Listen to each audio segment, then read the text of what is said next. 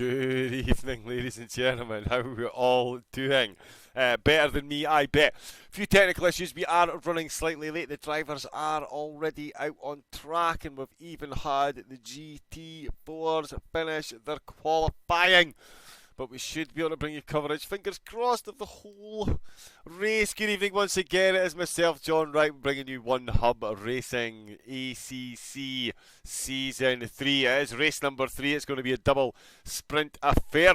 And of course, joining Double O Raven once again in the box, everyone's favourite and most knowledgeable of Italians, it is Mr. Christian Romano himself. How are we doing this evening, Chromedix? Hi John, hi everyone. Good evening everyone, and I'm pretty good. And we are Zandvoort, the home of no straights, and I hope we will see some beautiful action in the tight corners of this track. Yeah, I'm sure we will. We've got the oh, that's not even coming with the qualifying. We're going to see the qualifying there from the GT4s. At the top there, we've got the liveries going at the bottom. I'll give us a quick rundown of the results in between qualifying. But at the moment, it's ERT Arno that's leading the way in the GT4s, with Philip Bodal in second, Carmentlist in third. And then it's the ERT pair of Eddie and Khalifa. Look how close those times are. Top 5, 4/10 separating them. Thomas Cesar in the BMW, 7/10 off the pace. Then it's Raceman and Badgerman, only separated by a tenth themselves, but a second off the driver ahead of them in 6 Bowers.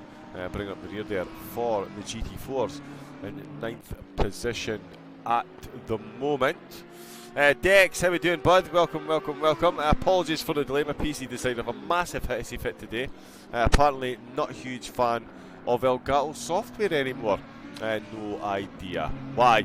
But we are running out of tries. As I say, we have had the GT4s qualify already. It's Carmentlist is leading the way in that split overall with 2 first positions. Philip Bodal has finished third in the previous 2 races and finds himself third for the GT4s at the moment. And it's Eddie and Khalifa who are 7th and 8th at the moment, with some of the GT3s coming through. Find himself 3rd and 4th in the championship. And it's ERT Arno that is in 5th, so a hat-trick of the ERT boys, but bragging rights in qualifying certainly this time around go to ERT Arno. Might actually just grab, Crovitz, could you do me a quick favour and grab a screenshot of that, please? Just because for some reason the timetables, I'm not getting the full qualifying results. So if you could, that would be fabulous. It's Season 3, we're on board with APX Rogue. He is joint top of the table with Floppy Fox at the moment. 1st and 3rd for Rogue, 2 seconds for Floppy Fox. Find these two inseparable at the top of the table. 3 points ahead of ERT Samba and ERT Milden, 5 points behind. So again, the ERT drivers finding themselves bunching up together. We've got Iris the Bulldog joining us for his first race. He has just got himself signed up and he's just returned to the garage. That was your chat. No, he's not. He's teleported ever so slightly there. Oh, that was just the game catching up. No problems whatsoever. It is round 3, so it is a double sprint race this evening. 2 30-minuters around, as we've mentioned, Zandvoort. It is quite the challenging track to say the least. Chromedix. Yeah, Zandvoort is pretty famous for being pretty difficult as a track, mostly because of the tight corners all around the track. But the only straight, effectively, is the start-finish, which is very short.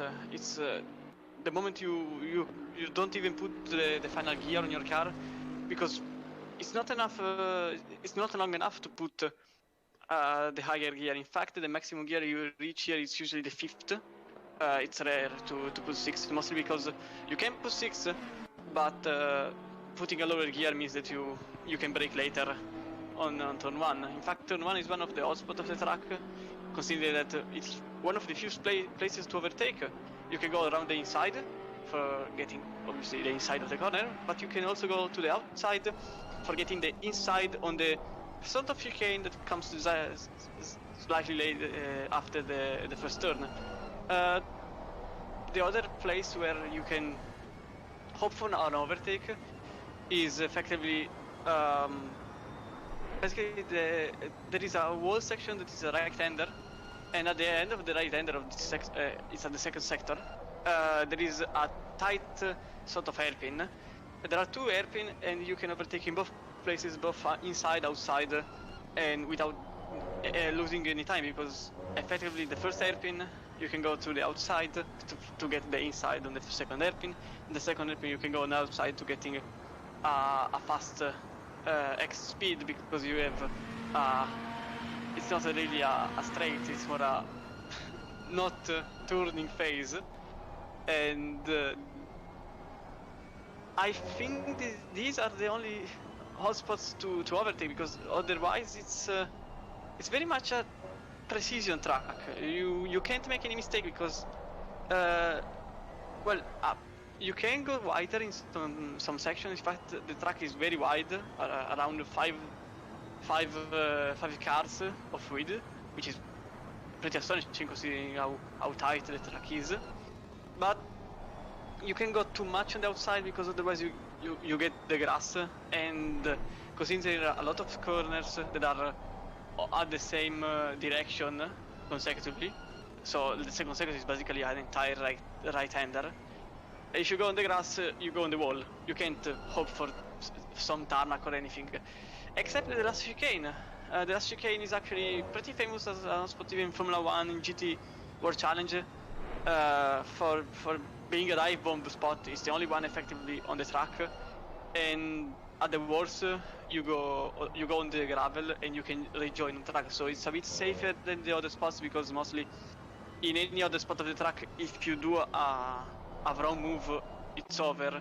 While here, if you do a wrong move, you can still get back in track without losing too much time. Obviously, you lose a bit of time, but that's relative.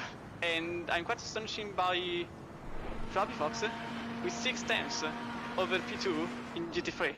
He's on another planet right now. He really is, showing why all the quick drivers drive the Ferrari. Hashtag just saying. But as you mentioned there, 6 tenths, an absolutely epic gap. That's the wrong button. That's the wrong button. That is the right button. There we go. Yeah, but it's an impressive gap that he's got over, especially if you look at the gap he's got. Oh, and Iris the Bulldog! He's making his debut here tonight, Chromadex. He's just gone 300s quicker. So he is definitely over 6 tenths quicker.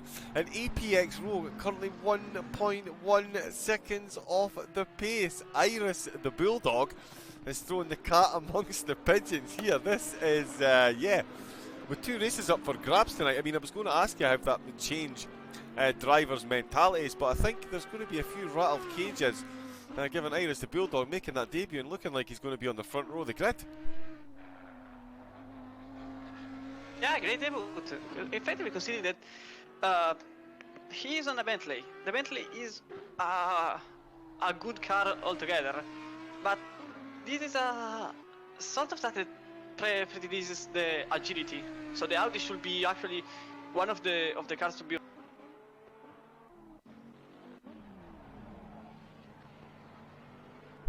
And we have what?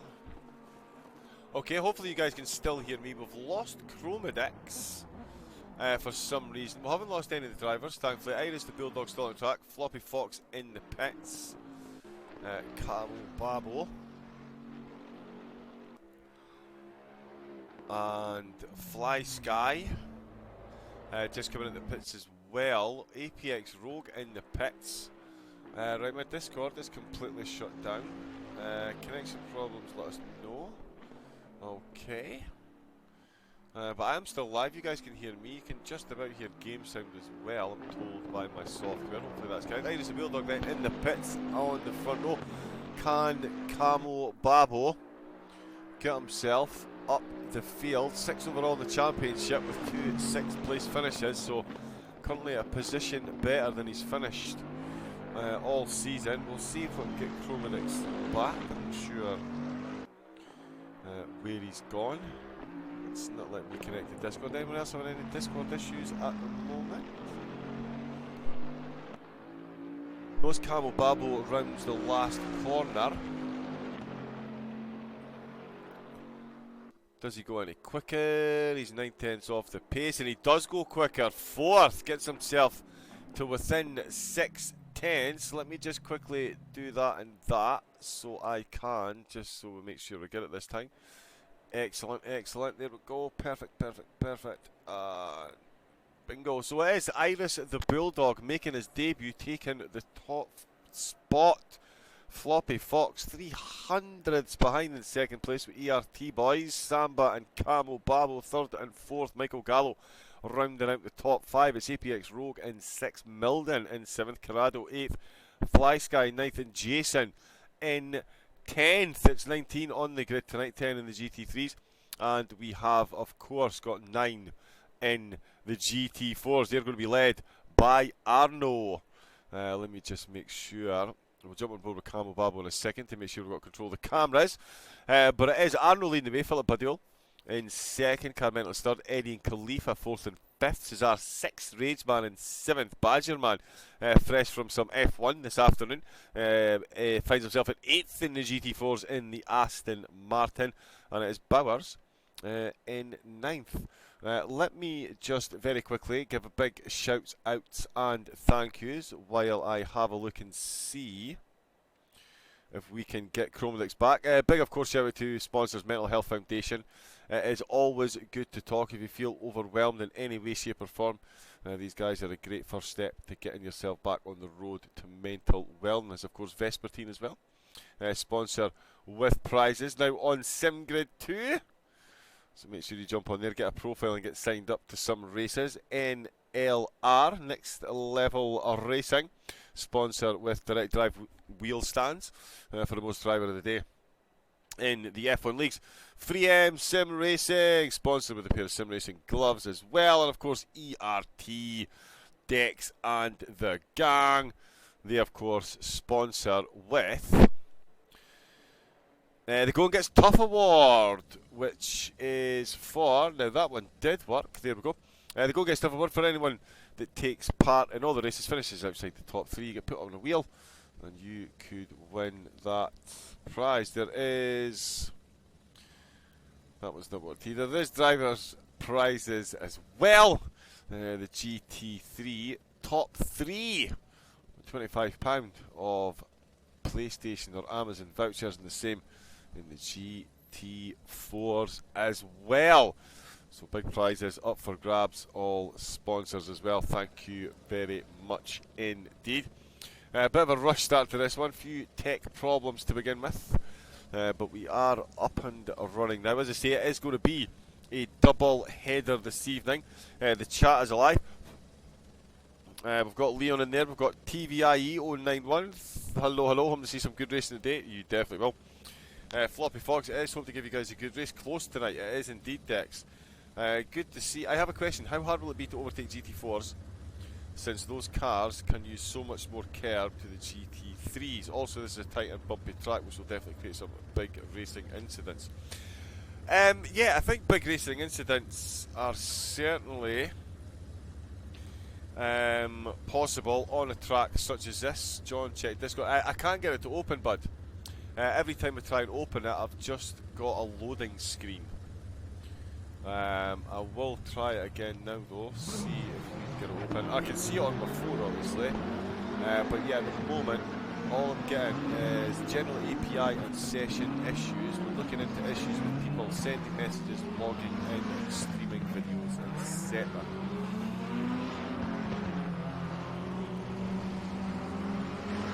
It does say investigate, looking into issues with people sending messages, logging in and streaming videos. So yeah, apparently I'm one of the people affected by this logging in issue, unless you've got another plan.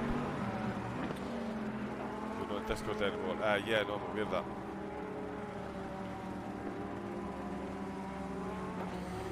Unfortunately, yeah, it's and short of restarting my PC for the 7th time today, which would of course cancel the broadcast.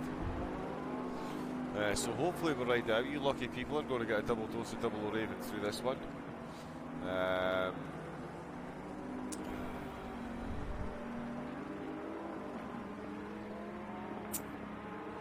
that's still not working.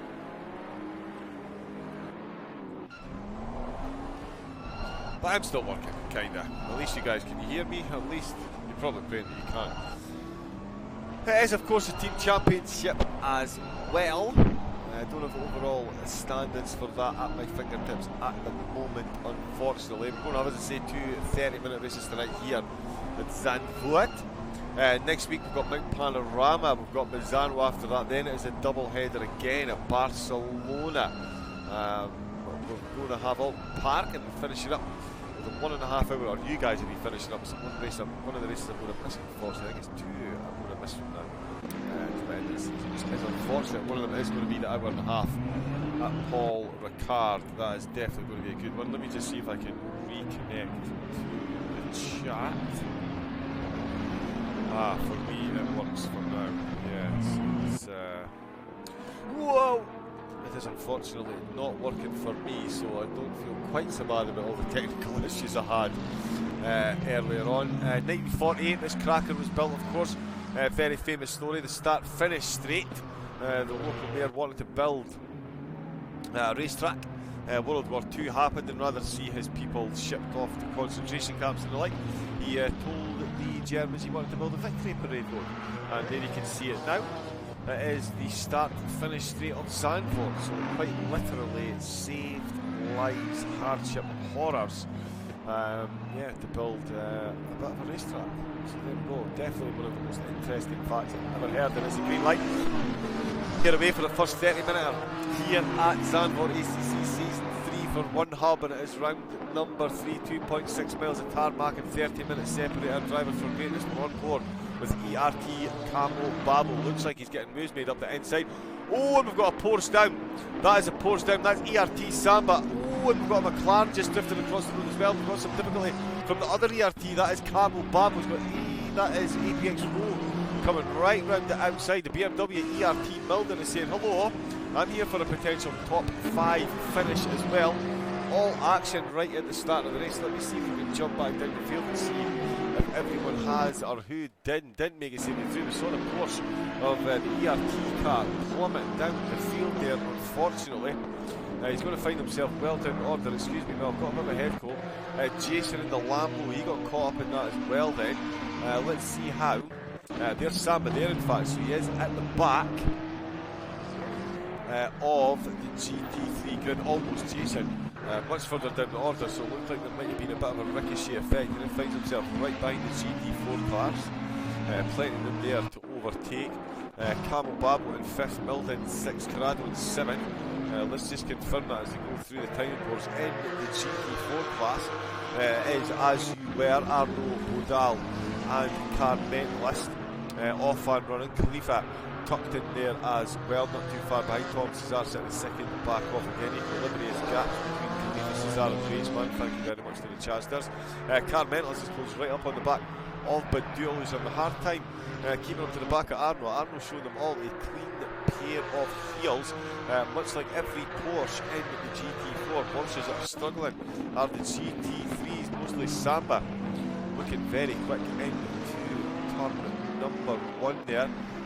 I'm not sure if I'm self-inflicted. It looked like he touched the grass when stage exit left, stage exit right, stage exit left again, collecting himself a Lamborghini belonging to Jason, and he finds himself well down the order, battling GT4s just in front of him.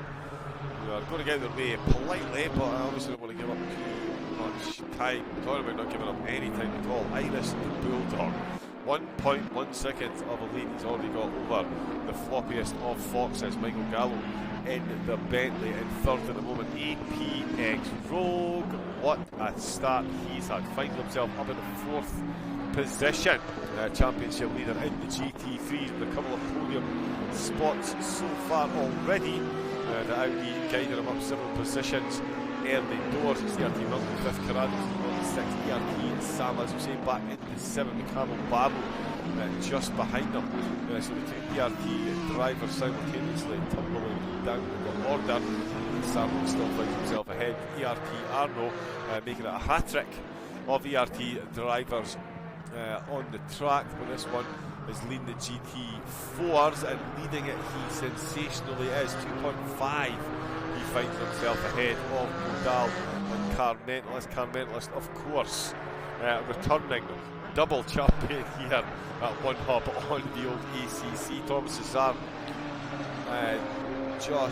that's Jason just going past the GT3, ignore the excitement there. Fly Skies coming to the pit, that was the McLaren that was caught up in the carnage.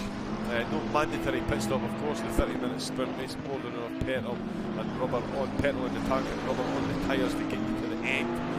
So certainly no requirements to come into pits. Any trip will be massively damaging to any points ambitions. Dex, honestly, I don't think so. Not without the second joypad, bud. I know that sounds weird, but without the second joypad it wouldn't pick me up. I could try, we'll give it a quick try. Yeah, no, it's one of the reasons I do the set with this. I will keep trying to get into Discord. I realise it can't be much fun when we have a microphone. Okay, might work. Irish the Bulldog. He's definitely working. 1.8 up the road, so he is stretched his legs ever so slightly to the floppy fox. So Irish the Bulldog. Leaders don't usually get much time on camera when they're leading a gap, but it is his debut, so I do feel it has got to be. Okay, so that's all coming through email actually now. Yeah, Dex, agreed. It looks like that could be. Let me just quickly exit that again. We'll leave that alone until the second race. We'll try and get Croman in the back for the second race. Sorry, Croman, actually, you get yourself all geared up with notes and all this stuff, and yeah, it doesn't quite work at the time. But as I say, the drivers on track are definitely working, that's for sure. Irish Builder 1.9, find himself another 10th on track over Floppy Fox. Michael Gallo in third, that is the GT3 classification at the moment. Philip Modal looking very quick. He's got Jason between himself and Arno, which I'm sure he's not massively happy about. But he'll be making his way through the field. Bowers on Rageman, actually. Bowers has made his way past the Badger man. Now trying to find his way past the Rageman. Fly Sky back out on track after getting that damage repaired. So we'll be coming home and collect as many points as possible. And same with being a two-race affair. Definitely want to get across the finish line in both of races. ERT's Carlo Babo trying to find his way past the McLaren of Corrado. He is the quicker of the two on track. He's managed to gap as well ahead of Sam. I think Sam might be suffering from a little bit of damage, as you can see. Quite a few chunks of paint missing from the body kit on that, or the aerodynamics, as I'm sure the professional engineers call it. It's a body kit. But yeah, that damage will definitely not be doing his aerodynamics any good whatsoever. We've just seen a change. I didn't see it. It is... no, look at the GT4. Just shows you what's damage Jason's got. The fact that the GT4 is absolutely hanging on the back of there. Carmentis is closing back up on Modal. Bowers still hanging on the back of the Rageman. And Camo Babo has gotten himself past Corrado. That's what I get from looking in the other direction for 2 seconds. But it's Camo Babo in the Bentley making his way back up closer to the top 5. Where of course he started this race big incident early doors from his teammate. On the exit to turn number 1, Tarzan Bocht on the way to Gt4 Bocht. In fact, if anybody doesn't know, BOC HT, apologies if Baz is watching by the way, but Bocht is his turn corner basically. So Tarzan, Gt4, Rob Slottenmacher will end with one Bocht. Corrado trying to catch back up to Camel Babo Samba finding himself dropping down off the order, and Iris the Bulldog in the Bentley is having the absolute debut of dreams. This will obviously be my driver of the day domination right here. Just rocks up to a brand new organisation. I'll tell you what, peeps, I'll have pole position, and then I'll lap a tenth or two a lap quicker than the current championship second place. In fact, Rogue's in the 37th, he's 4/10 off the pace at the moment. Bentley has found himself another 7/10 there, as we can see up at the top of the screen. Quarter given nor asked. Good thing for Samba that there's a second chance at race 2. Indeed, exactly that, my good man. Exactly that indeed. What notifications popping through? It's okay, people. I know Discord's not working. I figured that out. But yeah, the race is still cracking on. Plenty of camera time. I'm unashamedly giving this guy debut drive, leader running off. It doesn't really get camera time, but he definitely is, because yeah, that is stuff. Let's see how our returning superstar is. He is at the moment still sitting in third in class. So still a tip to the podium, finding himself under increasing pressure from ERT Khalifa. Clearly we can see which of the GT4s performed well at this track, with the 4 Porsches off in the lead. Arnold 3.6 over Nadal, so he's absolutely flying. Bowers still not quite able to get past the rage man, but you get the feeling that is going to come sooner rather than later. Whoever it is.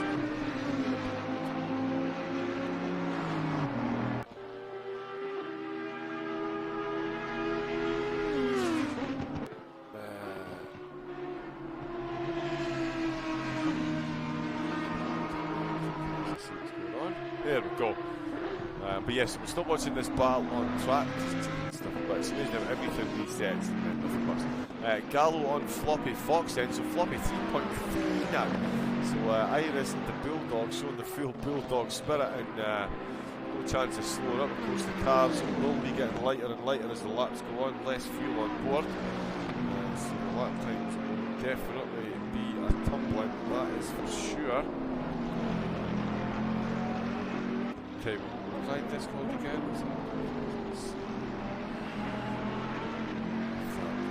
Discord really has been the bane of my existence recently. Gallo in the Bentley. So it is a Bentley. Sam is in the Ferrari, finds himself in. Camo Babo, now that he's done actually with Corrado, he is after his teammate Milden. Let's jump on board with the Bentley. We think we've determined and rolled back the problem, keeping an eye on the fix and the recovery. Well, I still can't get it. So, apparently they fixed it. It doesn't seem to fix it. So let's just jump on board there. Yeah, better camera. Keep an eye on Camel Babo and Milden, ERT teammates. Let's see what sort of lap times they're getting. I know the leaders are lapping in the 36s. This is 37. Camel Babo with an almost identical time to Rogue. Milden slightly quicker out the two of them. So gaining ever so slightly on Rogue. We definitely keep it. Camel Babo just in that back watching dirty here. See if I can sign it back in again with that.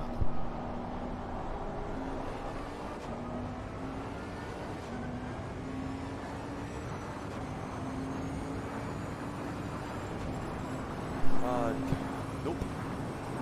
I do apologise, but I've got really bad hay fever and a bit of a head cold. One of the reasons it was the Chromatics definitely was out. Give me 3 seconds, I do apologise. I'm giving the music a quick call. I'm sorry.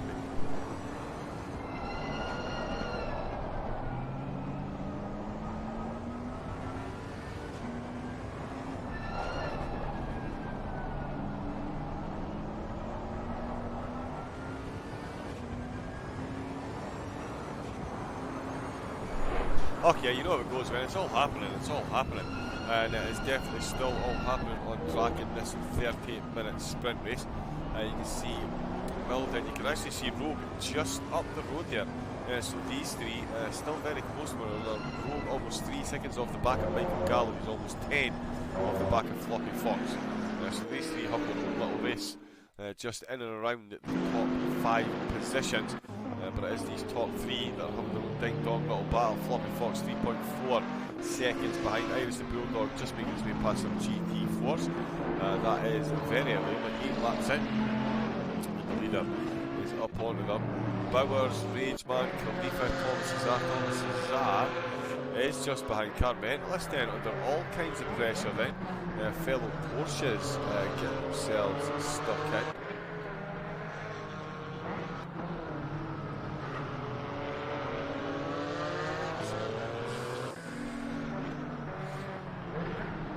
Yeah, I've just seen that actually, Dex. I just clicked that, and for some reason it's still giving me access. We have tracking at the moment, no Bowers and Rageman, Eddie and Badgerman. Eddie's gone right over the back. He's got a bit of damage on that BMW as well. It's a Bentley just making his way through. There is Bowers. Quick flash the lights to the Rageman, trying to put him off. Thomas Cesar just on the outside of the sandwich with Carmentalist and Khalifa. Oh, and that is well held. That is well held. He's given him the position back. Obviously, Cesar with a bit of a tap to the rear end, and that's going to clear Carmentalist's rear view mirror, which I'm sure will be more than grateful at this stage. ERT Arno. Still absolutely blitzing it for the GT4 class at the moment, and it's kind of settling down up the front as well, but it does look like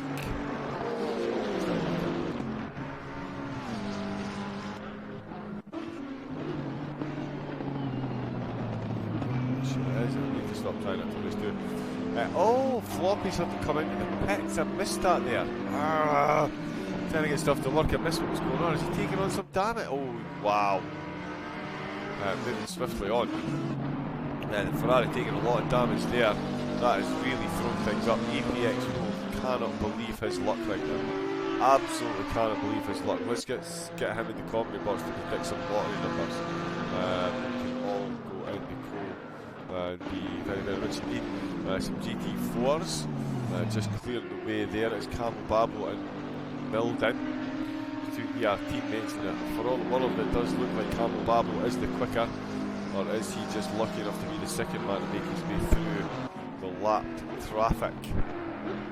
See McLaren in the background as well, so that's Corrado keeping a keen eye on the situation. The Fox is leaving the pits, damage repaired. Where is he actually? He is, he's behind Jason. So he's got some catching up to do. Fly Sky as well. He's still out lapping.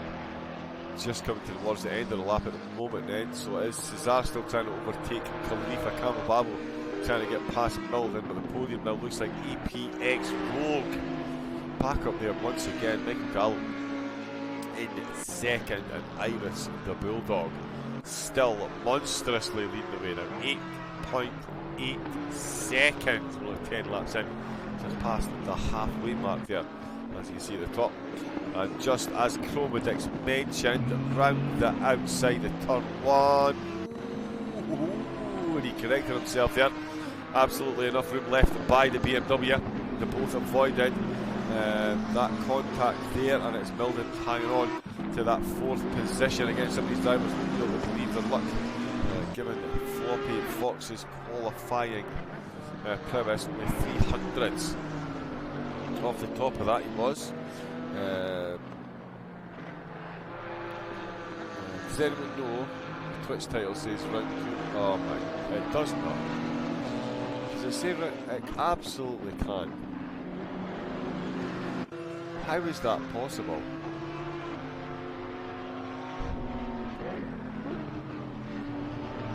One Hub Racing Season 3, Round 3 Zandvoort. Join Chromedix and Raven for all the action.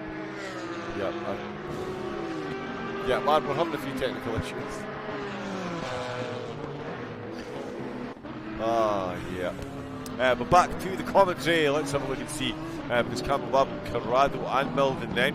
They're making this a very close three-way battle as they're coming through the GT4s. We've got Thomas Cesar still trying to close in on Khalifa after they had that little contact in at the last corner. It's given Carmentless an absolute clear run. He's got some GT4s, GT3, sorry, that's Rogue. And Michael Gallo going past. Rogue's actually got right up on the back of Michael Gallo. What a drive that is. Let's just see him. Oh, while overtaking the GT4 in the uphill. Oof, Dazza Snipes up the Samba. I think a mod can change title with title. Ah, okay. Can you do list custom loaders on PlayStation? No. You can change them in-game slightly, but you can't then no mods. Let's squeeze Floppy Fox, not boy. Excellent. Looking for Samba. Synchronise, yes. So I did do that as well. Yes, one of the mods. Who's mods? Dex, Nick, or Steve, if you type exclamation mark title. Should have changed that. There we go. Oh, it's season 3. But we will once again crack on with the racing as Rogue and Gallo still very close to one another. Camel Babble and Milden. Camel Babble still tucked in there. That is Carmentless that just got past there as well. Corrado and trying to follow them through. Thomas Cesar still applying pressure to Khalifa. Gave that position back after a small love tap in the last corner. Two of them still very respectfully battling now, but it is a Porsche 1, 2, 3, 4 for the GT4s. Absolutely dominant here, although it is Thomas in the BMW applying pressure to the Porsche rear gunner of Khalifa at the moment. Camel Babo still trying to get past his teammate Milden, and APX Rogue is looking to remount his attack against Michael Gallo with a 1 second differential at the moment. We're just coming up to support GT3. Win again in turn 1. Camel Babo looking for the outside line, not able to find it. And that's just bringing Corrado right back into it. And if you don't believe me, let's have a quick look and see just how close he is getting at the moment. In fact, fabulous views from the onboard Bentley with all those mirrors. We can see the car just behind. So while everyone is marvelling at that, I will have a quick look and see if I can get back into Discord. Perhaps get us some. Oh yeah, ladies and gentlemen, back once again. Chromedix, wherefore art thou Chromedix? Oh, I do exist. Hey, ladies and gentlemen, the commentary talent has returned to the commentary box just in time for me to quickly pull my nose again. Chromedix, how has it been for you so far, and how much fun is this three-way ERT battle with Corrado tucked onto the back mate? I was actually commenting from the chat because I couldn't find any other way to say what was happening, because there are currently three battles going on in the track. One of them has been quite cut out because Flappy Fox, as I said on Twitch, has encountered some McMartins to have this section and went on the grass a bit too much and lost completely the car with, I think, about 40 seconds of damage from what I saw. And the race over for him, now just in 8th place. And right now there are two battles going on. Second place, Bentley and Audi are currently going in the upper section. And then there is P4 battle with 3 cars all together trying to get the same spot and perhaps even more, maybe finding some more pace to get onto Rogue and Gallo. Rogue that had quite problematic qualifying compared to his race pace, because in his race pace he's currently way faster than what he did on qualifying. So yeah, it's pretty interesting as a race, considering it's Zandvoort. So it's not exactly the most overtaking zone in the calendar. Indeed, yeah, it's certainly not a track that you would have looked at pre-season and thought to yourself, right, that's where we're going to see 70 million overtakes in the opening few laps and battles royales. right through the field. That's the wrong button. It is a joypad to control this now, so let's do that. Jump on. But yeah, having a look at this battle as well. And here, very respectful. Oh, I can't quite see. That's Flysky trying to make his way through. But Cesar and Khalifa. I'm sure you mentioned them as well in these GT4s. There was a little tap there from Cesar on Khalifa. Gave the position back. And the two of them certainly reigniting that battle at the moment as some GT3s come through. But a bit of a surprise for me is the fact that Carmentalist sitting in third at the moment. Not a position I was expecting him to be in. He qualified out of position last week and quickly recovered. This week, no recovery on the cars. 3.6 seconds behind Bodal in second, who is 6.9 behind Arno. So Arno absolutely stamping his authority on this track. Yeah, especially at this stage, Carmentalist found an extremely difficult time because he was actually not attacking the first two places, but he was defending from the 4th and 5th in GT4, and he managed to create a gap between himself and the two cars behind, mostly because they were battling each other, especially on the last turn. The one before the last turn that they made the contact, so they lost some meters, a lot of meters actually to Carmentalist. Otherwise, probably was still trying to figure out how to defend to them. It's in a not really not comfort zone because he's actually lost even more time now. He's lost 4 times from Philippe and probably other 2 from Arnaud because more or less this is what he lost. And I was looking at Thomas Cesar nearly put the overtake on ERT Khalifa, and on the inside of the hairpin, just before the sort of straight into the chicane. So probably Thomas is faster. He's clearly faster. He can't pass because apparently Khalifa has a better defending moveset compared to the attack moveset of Thomas Cesar. Probably he can try to do an overtake just on the first turn.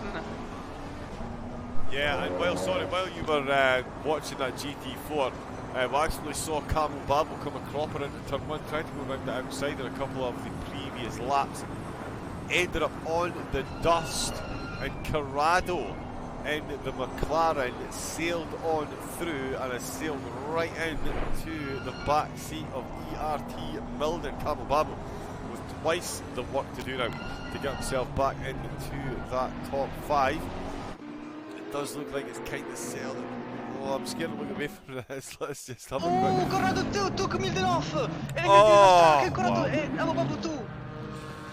Yep, 3 of them are huge down. disaster for P4s.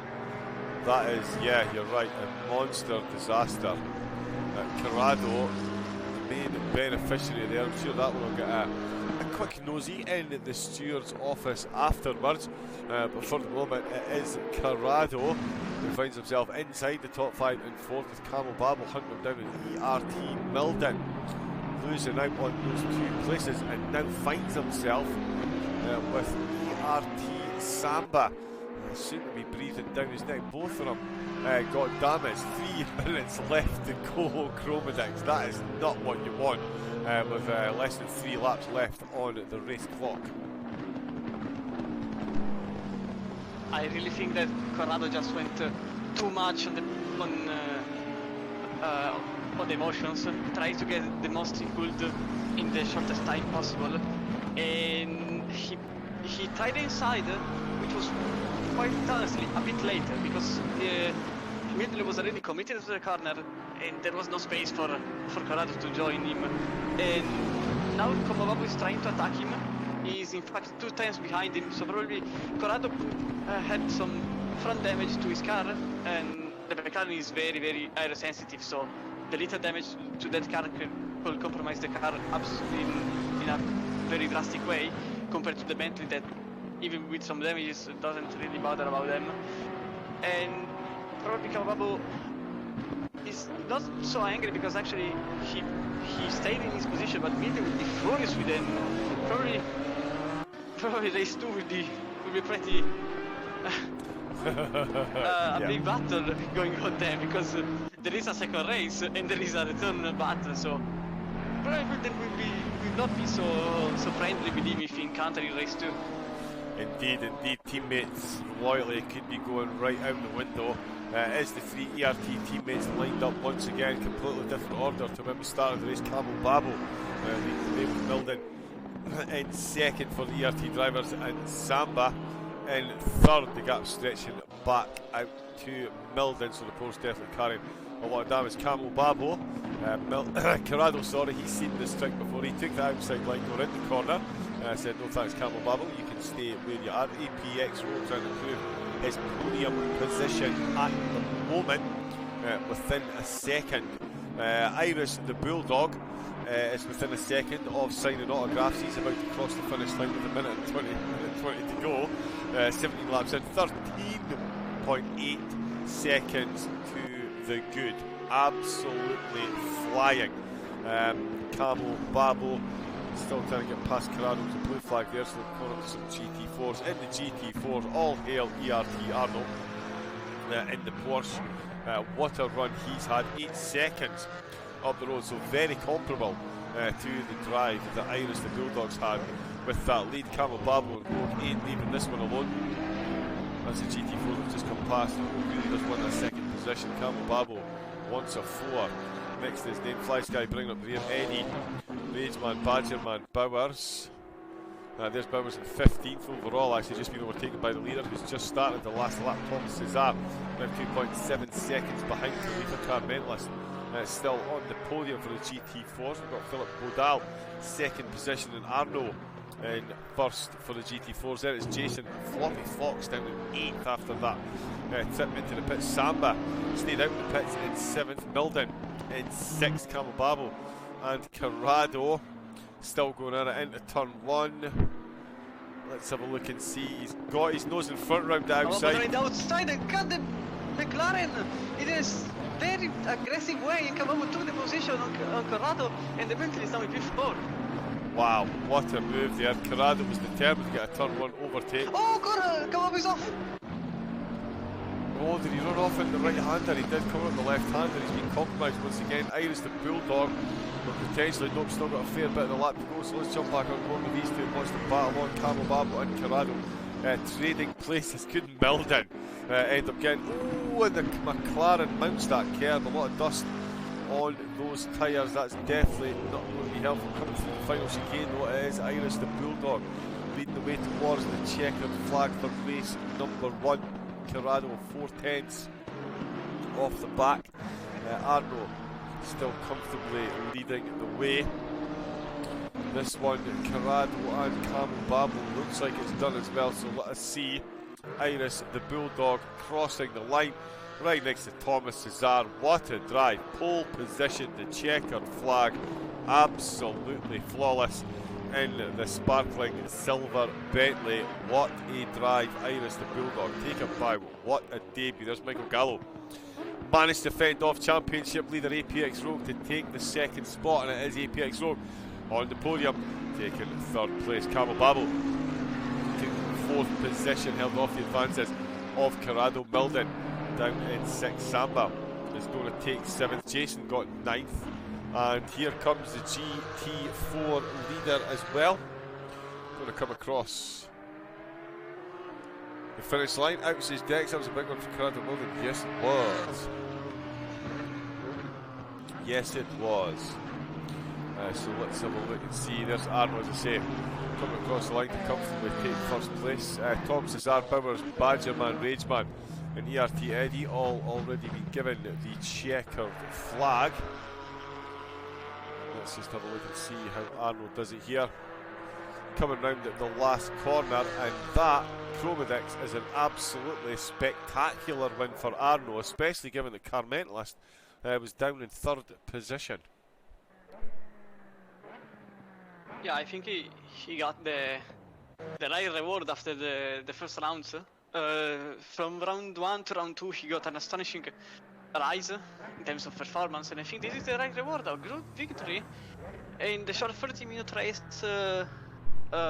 he got here. So well done to him, especially because he I wouldn't say annihilated, but could have very huge advantage to his competitor, which is considering that Car Mentalist was the one that made the pace in every race so far. It's quite a good. It's quite a good reward for him. It is indeed. It really is. I will bring you the results. I'm just quickly grabbing some quick screenshots so we can, of course, save the results. No, I already did it. Oh, did you? You are an absolute superstar. Yep. That is why I like commentating with you. Do you go into timetables and get them all, yeah? Yeah. Yeah, go into timetables, GT3. We'll grab that. We are going to do some driver interviews after the second race. We will be getting the winner from each section. Oops, that's the wrong one. Into the comedy box. So Iris the Bulldog. I get the feeling, I'm not being funny to the rest of the field, but I get the feeling that Iris the Bulldog might be making a single appearance for both classes, given the performance that he's just put on in his debut. Impressive stuff. We will have very shortly another. Oh, we can't see the car because.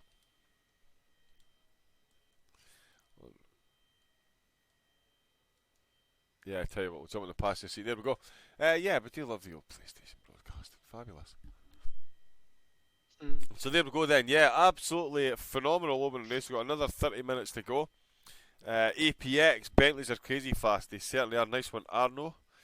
I was reading on the internet today. Yeah, the Bentley are another type of car, the Bentleys. Yeah, they are. Yeah, like you say, even with a little bit of aero damage, they're still weigh 4.5 tons. So they stay well and truly planted. The fact is that these cars are absolutely heavy, so they have a very low balance in center of gravity, and therefore you can push them to the limit because they are basically some rocks. So they don't flip, they don't turn, they are just fast. So until you have some air going on, they are stick to the ground. There's basically some ground effect instead of Formula 1. Let's put a Bentley with some wings. That's it, Formula 1. Enjoy. Enjoy. That's the one. Although they did need the banked corner, which obviously we weren't massively impressed with. Let's just have a quick look at the standings pre-race. This is what it looked like in the GT3s before we started this evening. As we say, Floppy Fox, 2 trips to the podium, first and third. Sorry, Apex Rogue, first and third. Floppy Fox, second and second. Samba and Milden there, with a trip to the podium each. Of course, Samba with the win at Laguna. I was looking good to get on the podium here until that early mistake. Michael Gallo, Camel Babo, Corrado there, as you can see, finishing in their championship order. And it's Iris the Bulldog, Alexander Garavalis, who's just joined and took all the plaudits. Oh, yep, qualifying back out on track. So let us. We'll have a quick look at the Gt4 standings while they set their outlaps. It is Car Mentalist, Philip O'Dall and ERT Eddie leading the way there. Khalifa in fourth. Arno in that fifth there with a second and a seventh. That first certainly going to propel him up the order and help close the gap, given the Car Mentalist, current championship leader, finished in third there. So definitely scored a few more points, which I'm sure will be too sad about. Jump on board with Arno. Let's see how he is getting on.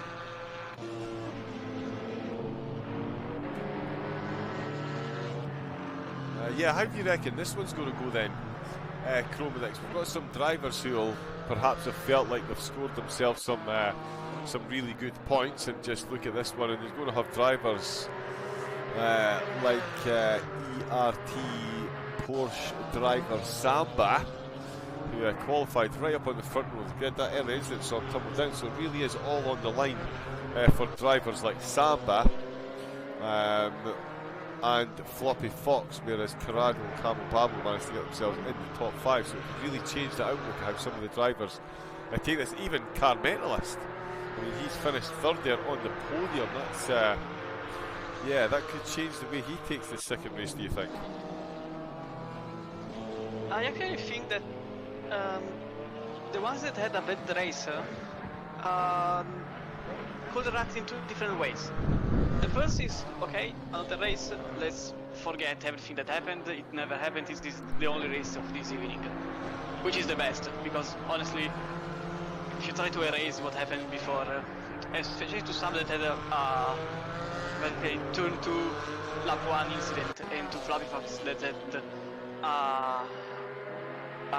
an extreme crash right on the uphill section, just where Arnold is passing right now, you can try to work your head to the fact that the race is over, it's another race. The problem comes if you are still thinking about it. If you think that it's been your mistake, if you think that what if it happened again, what if I didn't give enough, now I'm gonna give even more to achieve what I lost. There is the risk that it's more the points that you lose than the one that you gain, because if the emotions come up with some anger, some turbulences, like that you want to do more but you can't anymore because the race is over, and you want to do 110%. This is Zandvoort. If you do a mistake in Corrado before, like, because it was seen on the curb, he survived by pure luck, because there 95% of the time, if you hit the curb, the wall, there is no track, there is just the wall. So I hope the drivers that had a bad race just forget the race instead of thinking about it as I will do. Because honestly, I'm the type of guy, so I understand it, but the best thing right now is to just don't think about it. It happened, you can go back, it's another race, it's another point, etc. You want to think about it, but you don't, you can't. You just can't, otherwise all the race after gets even worse, and you get even more angry, and etc. etc. Yeah, definitely don't dwell on, as you say, you and I are, well, there's a good reason I'm in the commentary box. Dwelling on mistakes is certainly something I'm very, very, very good at. Something that Arno is very good at is guiding that car around this track. Finds himself once again on provisional pole in the GT4s. He is, oh yeah, he's still out rocking. A second ahead of Carmentalist, who has got pretty much bang on 1/10 of a gap back to Philip Bodal. So the top 3 from race 1 of the GT4s rising to the top again, 6/10 ahead of Thomas Caesar. So these 3 podium protagonists definitely looking value for money. Rageman still to set a time here for the second race. Of course, it is the full-on 10 minutes of qualifying for each class. Carmen is returning champion, of course. He will be massively keen to get himself back on to the top spot. Just checking that and that. He comes across the start finish line, sneaking a bit of a toe. 45.5. So he's still hanging on to second position. Some more times coming across the board. Badgerman goes 8th with a 47.6. Who do you think feeling more pressure then at the moment? I mean, well, there's no point even asking if Carmentalist feels pressure. He really doesn't. He comes in here time and time again. He absolutely boss it. Hey guys, spun out in race 1, not my season indeed. Competizione, half qualification, I catch it. Yeah, so half qualification, 10 minutes for each class. That should be as big at the bottom of the corner. Is that still? Actually, I was looking at some interviews that, now that you mentioned Car Mentalist, he actually said that he basically hates this track and he doesn't feel very confident here. So it was a bit expected from him to not be the fastest of the grid, even if now he's trying his best to get into Arnold. But apparently it's more about the track, and effectively it has more sense like this, more than the format or anything, because effectively this is a track that you have to have a certain drive style, which is called just launch the car and hope for the best. Because it has a lot of bankings. A lot of banking means that you can push the car to its limit even if you don't think it's there. So you have to just move your driving style a bit further up to over the pole, because effectively you can do turn 1, the last turn, the entire right hander in turn, I think it's 5 if I can count, which I hope it is the right day to count into 1 to 5, and yeah, it probably is just a track.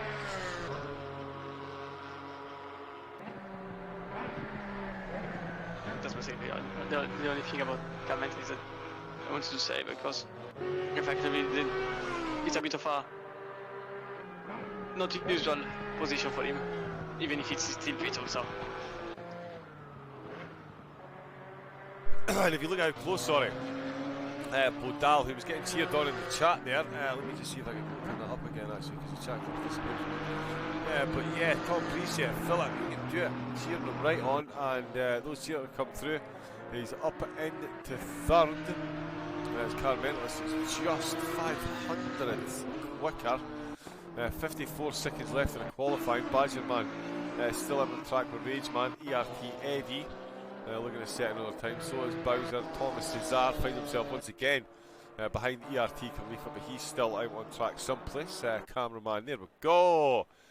Does like to keep us in suspender. Cesar doesn't improve. 33 seconds left to go of the qualifying session, so he will have time to set get another lap in there, set another time. ERT, no, let's go back to Helicam, because this just quite frankly it isn't working. So yeah, Arno still out on track. Car Mentalist Bodal still out on track. Oh, we've got a car going yellow flag. 9 seconds, and tell you what, I'd be queuing up at the pit exit right now if I had a 10-minute quality session against this lot. They're all still in the pit box, and now they're all going to pile up on top of one another. Yeah, there we go. Yeah, you'd be waiting at the line, Chromadix, would you?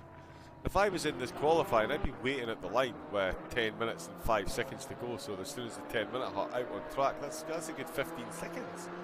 Some of these GT3s have just lost.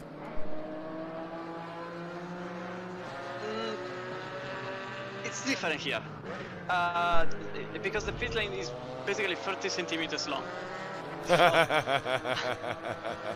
it's not like a big deal. It's not like Suzuka, another Spa, for example. Yeah. It's not a long pit lane. You can easily start, even if you're in the last. Just go and wait. Even because at the end of the track, there is always the same problem. Highway traffic. Basically, you stand on the last turn waiting for the others to hit their tires because everyone is pushing. So I'm actually preferring to start a sort of midway zone. So there are some people that are directly on the line of the pit lane. I prefer myself, it's just an opinion, putting myself in the middle, because you can take some space from the one in front without getting a thermal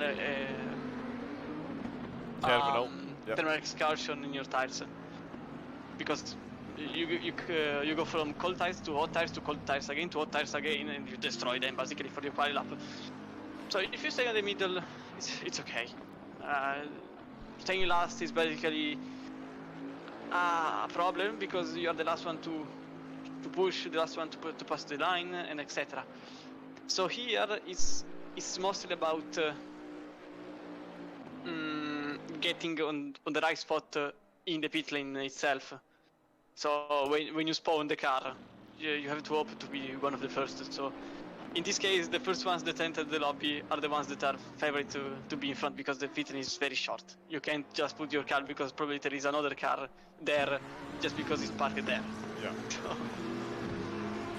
Indeed, well, they are out on track at the moment, setting their out laps. Good evening, Evil Dragon, joining us, saying hello to the commentators and peeps. I'm sure all the peeps say hello too. Big hello from myself, John Wright, Double O Raven, and of course ERS's very own Chromedix, Mr. Christian Romano.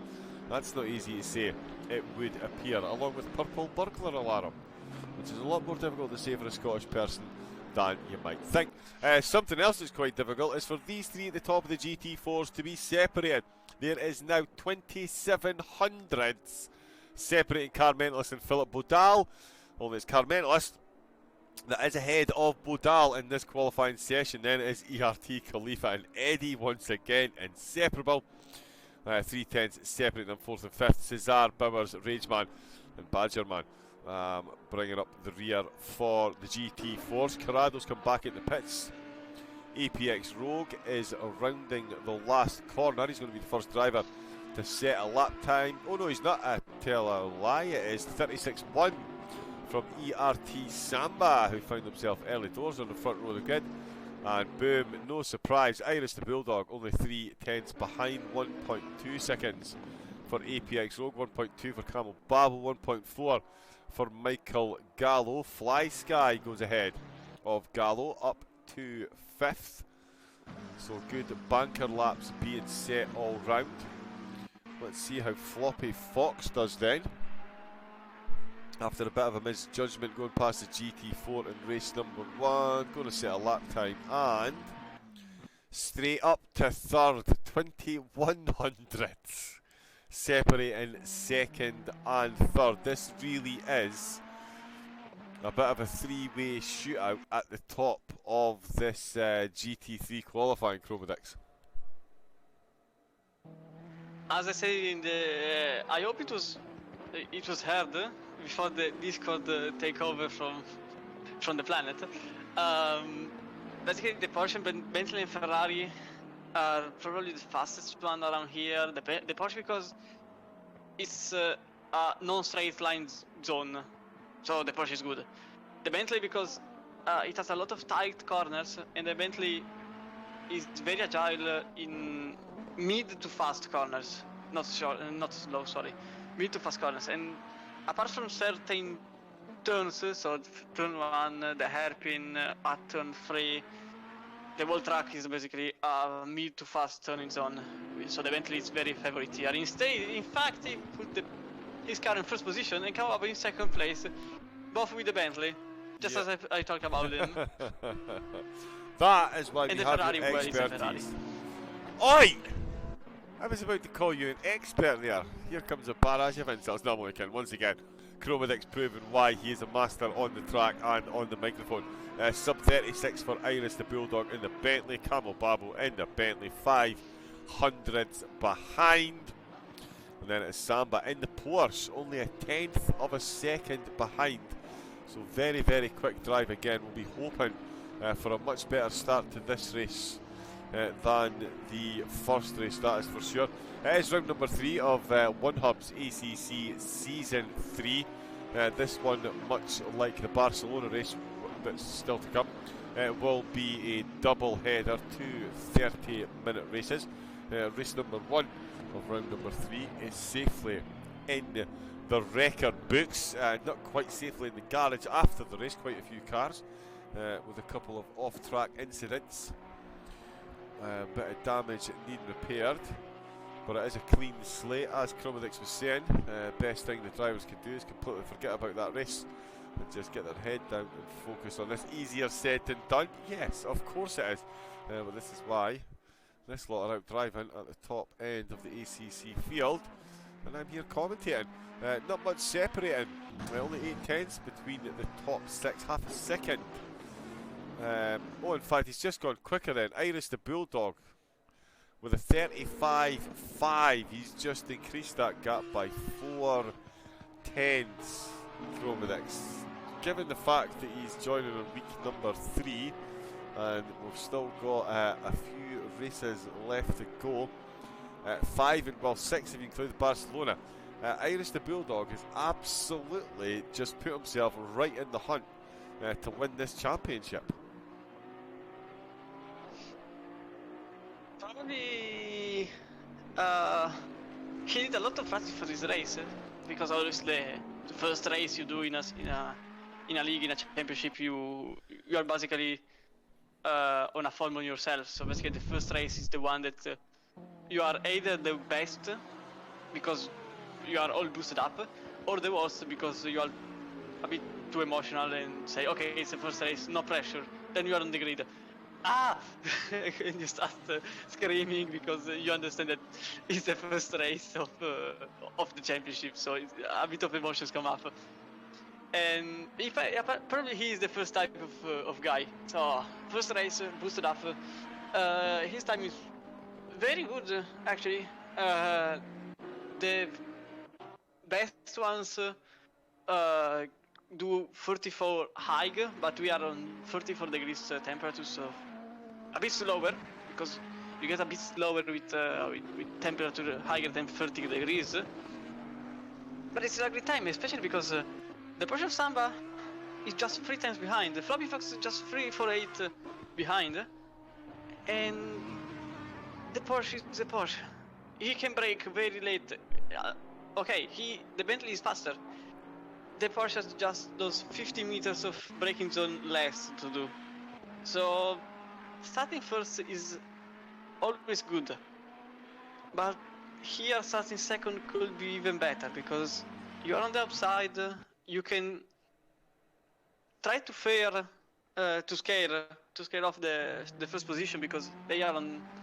I think they are on the inside if I remember correctly, and on the outside you can basically play with them and try to give them as less space as possible because you're on the outside, and also the turn later is a left-hander, then a right-hander, then another left-hander. So maybe starting on the outside is better. Surely we will start on pole because he's just on the pits right now. So for now it's a 1-2. Iris and Samba, Bentley and Porsche. Let's see if Floppy Fox or Camobabo or even Rogue, which he's a 1 second behind, can get a better lap on the tires. Yeah, he certainly could. So I'm just holding my breath here. Very close at the top of this field. Camobabo splits the front row. Floppy Fox coming through the final sector. So that's 4 drivers gone sub 36 seconds. Does fall for APX Rogue. Has gone quicker, he's 7 tenths off the pace, so he found 2 tenths there to keep himself well in the hunt in 5th, and Floppy Fox is pulled over. Michael Gallo then, he's pulled over as well. Corrado has pulled over. Only Jason left out on track. And he does improve slightly, but not enough to improve his starting position. What a finish that was. Let me just quickly... Yeah, there's the calendar. While I just grab a quick couple of screenshots to make sure we get all the results recorded exactly as they should be. But it's Iris the Bulldog taking pole position with Camobabo and Samba for the ERT team in 2nd and 3rd place. Impressive drives to say the least. Iris the Bulldog is absolutely doing everything that needs to be done. I couldn't get the rest of that. We'll get that afterwards. Let's do that and that. And actually we're on board with Jason in the middle of the field then. So we'll get more control of that in a second. BMW must be horrible here. Hey, Jess, change the title. Thank you. You wouldn't believe the my entire Elgato. Everything Elgato shut down today. Just all had one big massive conflict. This did not want to work. And yeah, poor Uncle Raven had himself a hissy fit. but but we're up and running for this race number 2.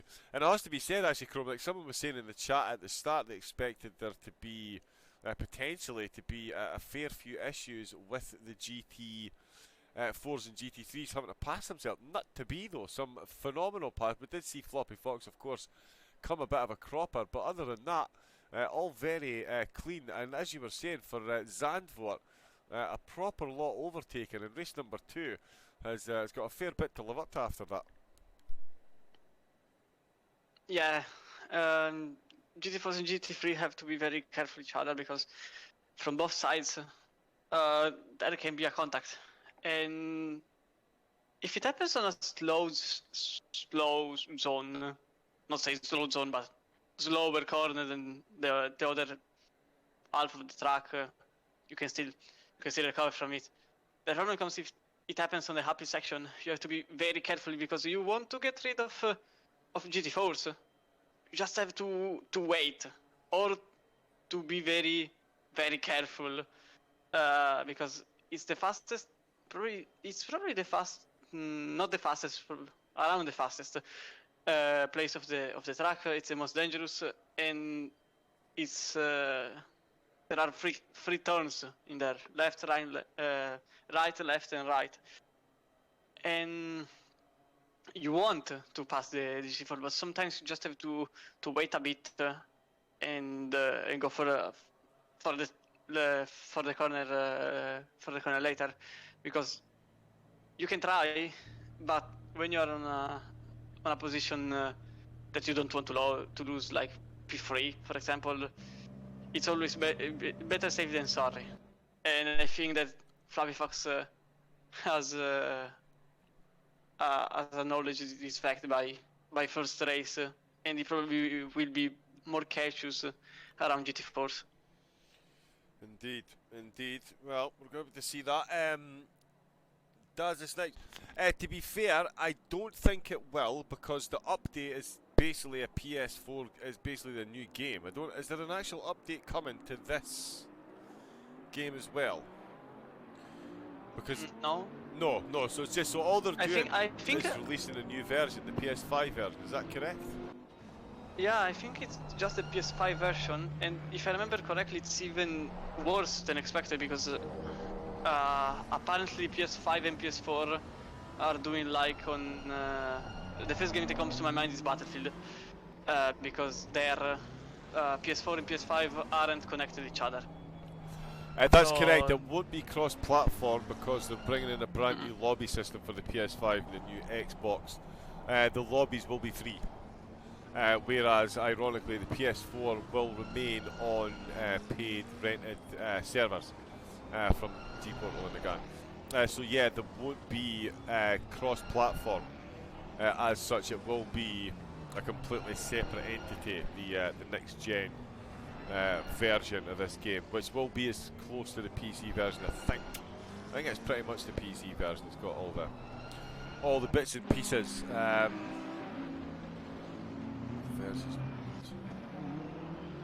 Actually, yeah, it's probably. No, go you. No, I was just going to say, yeah, because of what they did about the like FIFA and F1, yeah, it's going to be fun to see how they work. Like I say, I'll be interested if PS5 do get the free service and PS4 gang can join them. That would be, I think it would be well deserved. Well deserved indeed. We're just getting in. We've got some racing to do though, so we'll concentrate on that. Sorry, no, you were going to corners. We've got a couple of corners, mate. You were going to share some knowledge with us, bud. Give us your thoughts. No, it's still on the cross-platform side, because I'm using Battlefield as an example because it's the first one that comes to my mind. But PS5 users can still play with PS4, but on there you have to buy the PS4 version. So basically, you have to buy the game of the PS4 instead of the PS5. I don't think many people will do it, and except that they already have the PS4 version and they want to buy the PS5 version. So which is probably the thing that will happen, considering that everyone has the PS4 version on PS5. Yeah.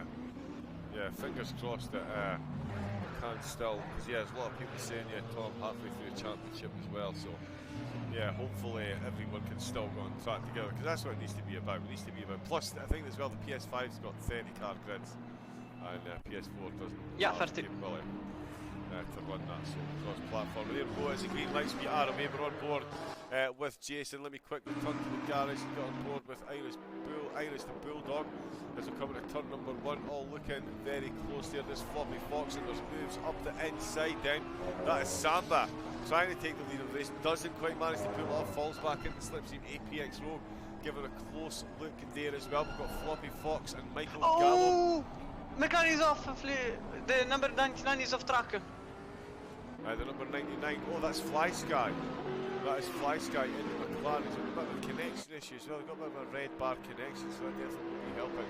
He is cracking on. There's Milden, and it looks like the Lamborghini has made it through in one piece as well. That is, of course, Jason after an early incident. Having a look in Gt4 class. Khalifa, off Carmentalist. Oh, Corrado is off track. Yes, he is. He's off track in Carmental. Right, we're going to have to go back to Helicam. Sorry, I know that on the PlayStation doesn't look great, but we'll have to actually be able to see the action. So let's see where the action is. And it is Carmentalist who has jumped ahead. He's got himself ahead of Corrado, and he's ahead of ERT Arno.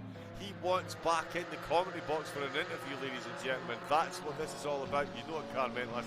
He's got Arno within a second. Philip Woodab 3/10 off the rear. Khalifa second back. Eddie all tucked in there. You can see it closer. Tom Cesar. Corrado trying to make his way through in the GT3. Rageman Bowers and Badgerman all very close. This is at the front of the GT3s. It is Irish the Bulldog leading the way. Camel Pablo hanging on to second position, so he's got everything done on Samba. It's in 4th. Floppy Fox still on track in 5th. Michael Gallo down in 6th. Milton in 7th, and it's Jason in 8th with Carmentalist 9th overall, and leading the way in the GT3s 1.2. That is a clean pair of heels he's showing at the moment. Philip O'Dowd definitely hanging on the back there. Corrado making his way through the GT4s. Eddie and Khalifa letting them through very quickly there. Samba, that is an absolutely flying start there. Chromodix, and Carmental is doing what Carmental does, finding that jump on the start, and he is now comfortably leading the GT4s. It's his race to lose from here, you would think, given his race IQ and the consistency we know a driver of his talent's got. Yeah, Carmental is very much a lap 1 specialist. I've encountered him many times, and the most position gains he has ever got are mostly on lap 1, because he has this very good proficiency into getting good starts, getting very fast on cold tires, and many drivers have this problem of being slow on the beginning. Even I'm even slower on the first 3 laps, so it's actually a huge bonus for him, considering the majority of the grid has early problems in the first laps. Definitely. Oh, look how close APX Rogue is getting to the back of Samba. Samba all over the back of Camel Bablo as well. Irish the Bulldog done and dusted once again. Just off and running, 2.6 seconds. Thomas Cesar lost 2 places on the last turn because he went slightly wide on the gravel and lost the position both on Rageman and on Bowers. Oh wow, 2 positions down. That will not be what he's like to see. Michael Gallo down the order as well from where he was in race 1. Shows he's just how quick this field is in the GT4s. Very, very, very close in here at the moment between Bodal, Khalifa, Arno and Eddie. Arno now down to 4th in the GT4s, as Chromodix was mentioning, I can't even speak right now, there's too much happening on track. Thomas is on the BMW just behind Bowers in the Audi. Ooh, that's a whole lot of curb. Thankfully these things are absolute tanks, so it won't have unsettled his suspension too much as he cracks on. Ooh, he slightly missed the brakes here, almost a big rear ending. on the Audi. Rageman will be watching that all in his rear view mirror with trepidation, that is for sure. Battle up at the front though. Camel Babo, all kinds involved once again. Let's jump back on board with the Porsche piloted by ERT's Samba. Two ERT names on the podium at the moment. Iris the Bulldog goes sub 35. Lap number 3. Ooh, 99 is off track again. He's in the middle of the track. And just now they are passing Gt4s, so he's trying to get back on track safely. Trepidation in my co-commentator's voice there, not quite sure what's happening. Fly Sky in the McLaren really not getting to grips with this Dutch racetrack, that is for sure.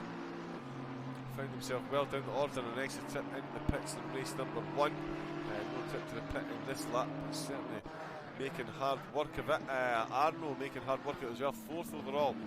He is at the moment all over the back of Khalifa though, and could well bring Eddie into play. Big touch! And now they have it.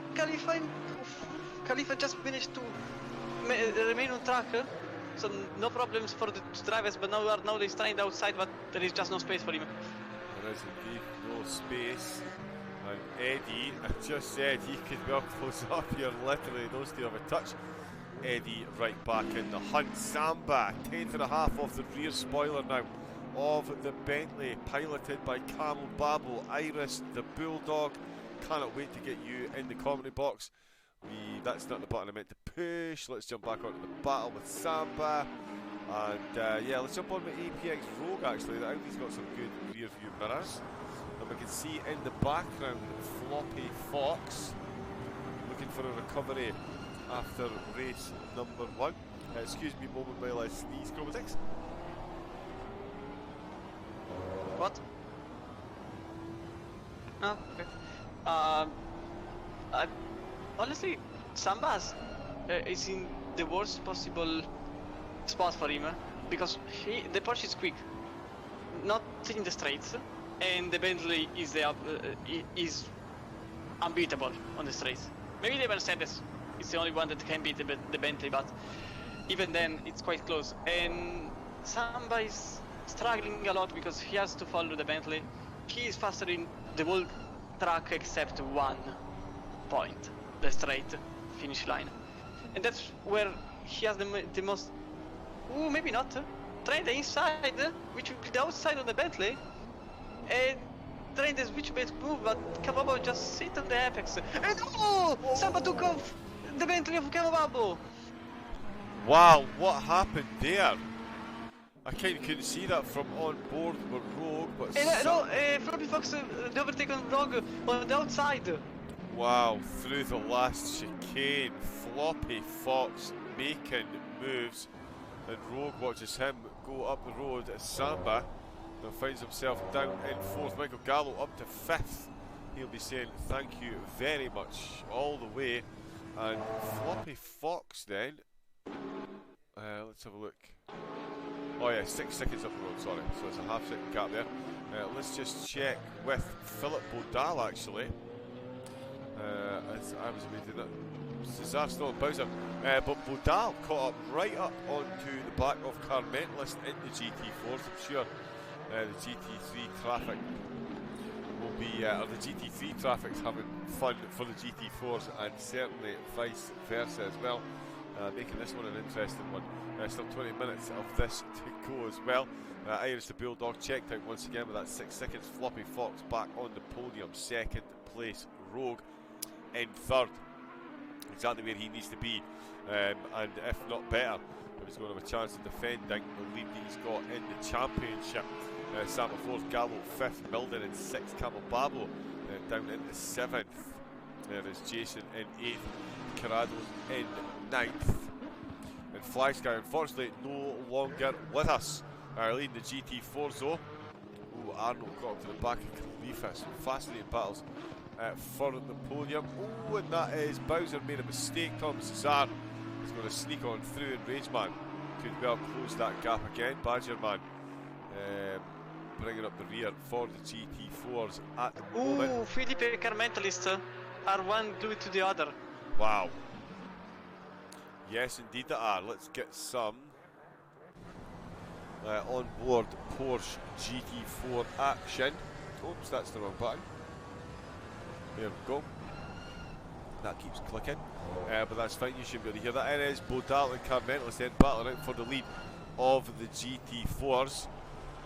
Anyone that thinks Bodal is going to pressure Carmentless into a mistake obviously hasn't seen Carmentless drive before. He does not make mistakes at all for anything. Any part of his driving is just permanently flawless. So Bodal really does have his work cut out for him. Or not on the outside on Khalifa, I think. Trying the outside on the chicane, but I think it's a bit too much. But he wants the overtake done as soon as possible. They were side by side before entering the chicane, but Khalifa had the inside advantage, and Arnold can't really take out. Oh, he still maybe can. Ah, it's so close. Oh, it really is unbelievably close between them. Corrado catching up to Jason. We know Corrado, yep, Jason's just going to let him quickly through there. Bodal coming into turn number 1. Yeah, Arnaud passed Khalifa on turn 1. Arnaud passed Khalifa, did he? Oh, yeah. So there we go then. Arnaud back on to the podium. We get 3 races on the trot. Corrado is past Jason. Up at the front then. Samba's still trying to get his way past Rogue. Iris the Bulldog still doing Iris the Bulldog things, absolutely running away with it once again. 5.9 seconds as we approach the halfway mark of the race. Khalifa and Arnaud not quite done yet. Arnaud will be hoping to show a clean pair of heels and get caught up onto the battling pair of Bodal and Carmentless leading the way in the Porsches for the GT4s. Or certainly at the moment. Will their battle bring Arnaud straight back into the fray? Michael Gallo's looking to improve on his position. ERT Samba, the intended victim. Samba trying to get his way past Rogue at the moment. Does the Audi? Yes, indeed. So let's do that and that. But yeah, Carmentless. Sorry, Chromadex. Just a quick shout. Iris the Bulldog. This is phenomenal stuff. I mean, as you say, race number 1 in the new league, you want to throw in a bit of practice. But this is absolute and utter domination. Dual pole positions, 1 race 1 at an absolute canter, and race number 2, we've got the likes of Floppy Fox, Rogue, Samba, Camel Babel, all the hunting pack, and all he is doing is stretching that gap through pretty much every corner. Knows Floppy Fox makes a mistake and invites Rogue back into the slipstream. But yeah, Iris the Bulldog really is absolutely demolishing this. It'd be interesting to see actually if yeah, Iris the Bulldog rejoins next season and Carmentless is in the same car class.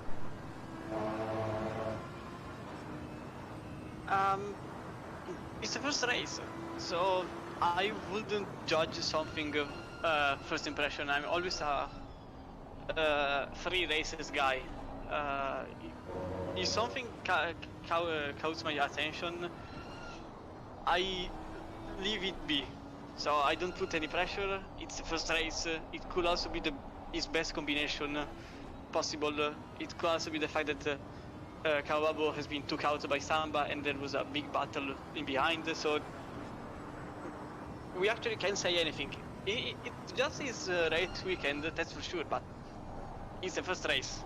I wouldn't put any advanced judgment.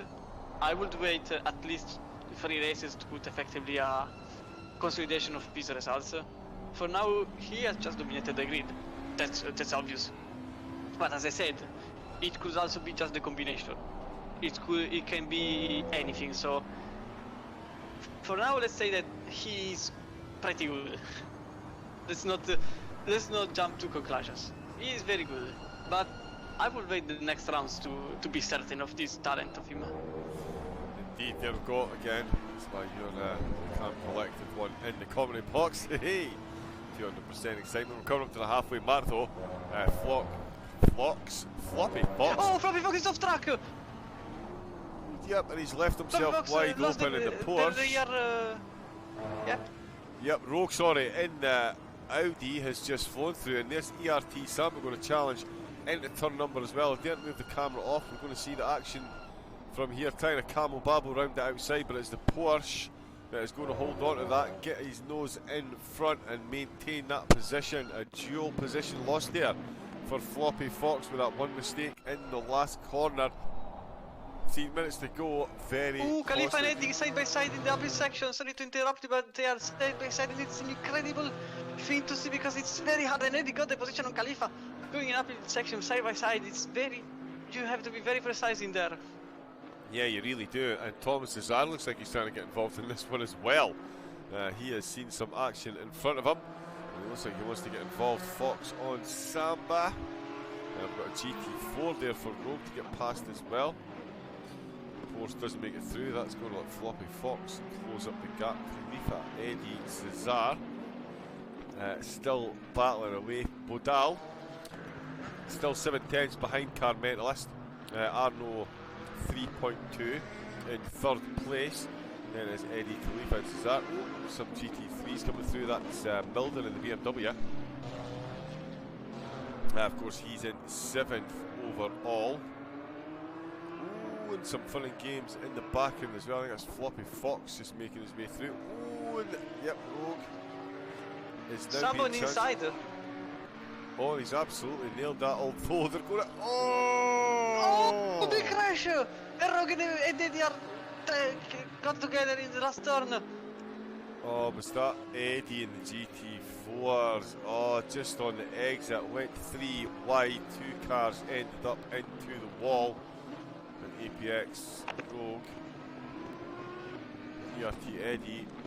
Oh, he's going to struggle holding on to the back of that. Gets out of the way to let Camel babble through.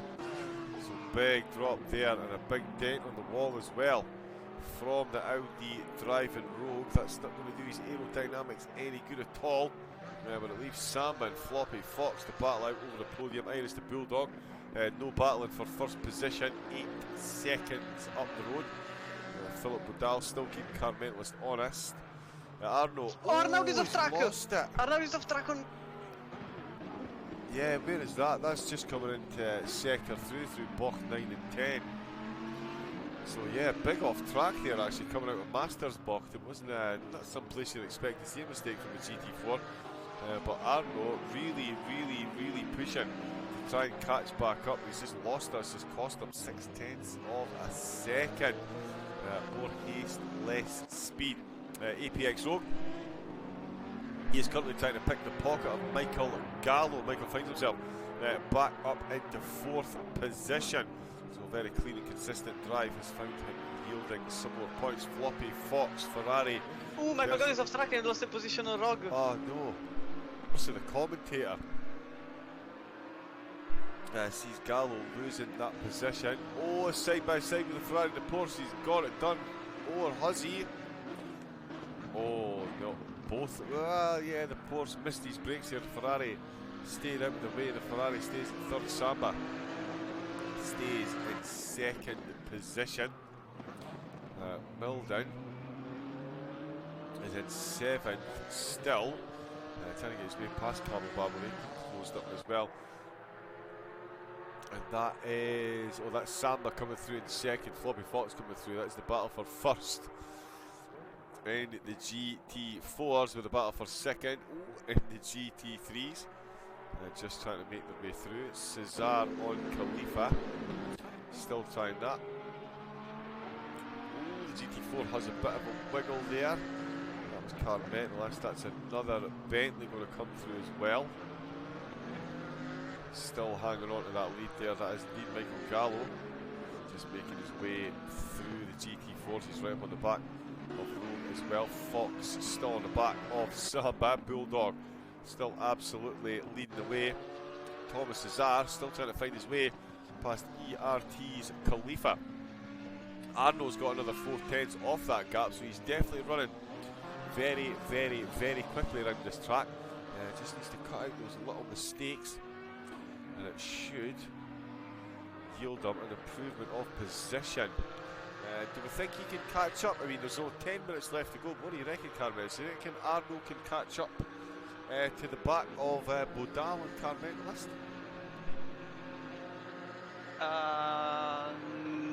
There are 6 laps about to go, 3 seconds, 2.7 seconds. It's actually quite possible, considering that they also made a mistake that cost him 6 to 1 second of gap lost. He probably can achieve to get into the battle. It's gonna be tight, that's for sure. But he proved in race 1 that he is faster on another level, I would say, to the two Porsches in front. And also the GT3 could also help him. He got overtaken in the best zone, the first sector, especially just after the hairpin. Now the other 2 Porsches have to be overtaken in the second sector, which is the most technical one and is the most precise one in terms of cornering. So they will probably lose some time, and this just goes into Arno's meal because he needs time, that's for sure. And speaking of backmarkers, I think that Samba has been the most clever driver I've seen using the GT4s. He basically went into the inside, and Eddie was on the outside, and also Rogue was on the outside. So he basically used the GT4 as a sort of wall for himself. This led to Rogue trying even the outside there, which is not even a word, but okay, even more outside than Eddie itself, who was on the most possible outside on track, and this led to the crash. And I think that Samba put his overtake more on a tactical level than on a pure speed level, which is one of the variations of this league, having GT4s and GT3 together, which means that you can use GT4s in the good way, or like this time in the bad way. And he made the positions just because he put Rogue on a sort of checkmate to his position. Rogue had to slow down, and instead he tried to push himself to defend his line, but instead he lost more time than the one gained.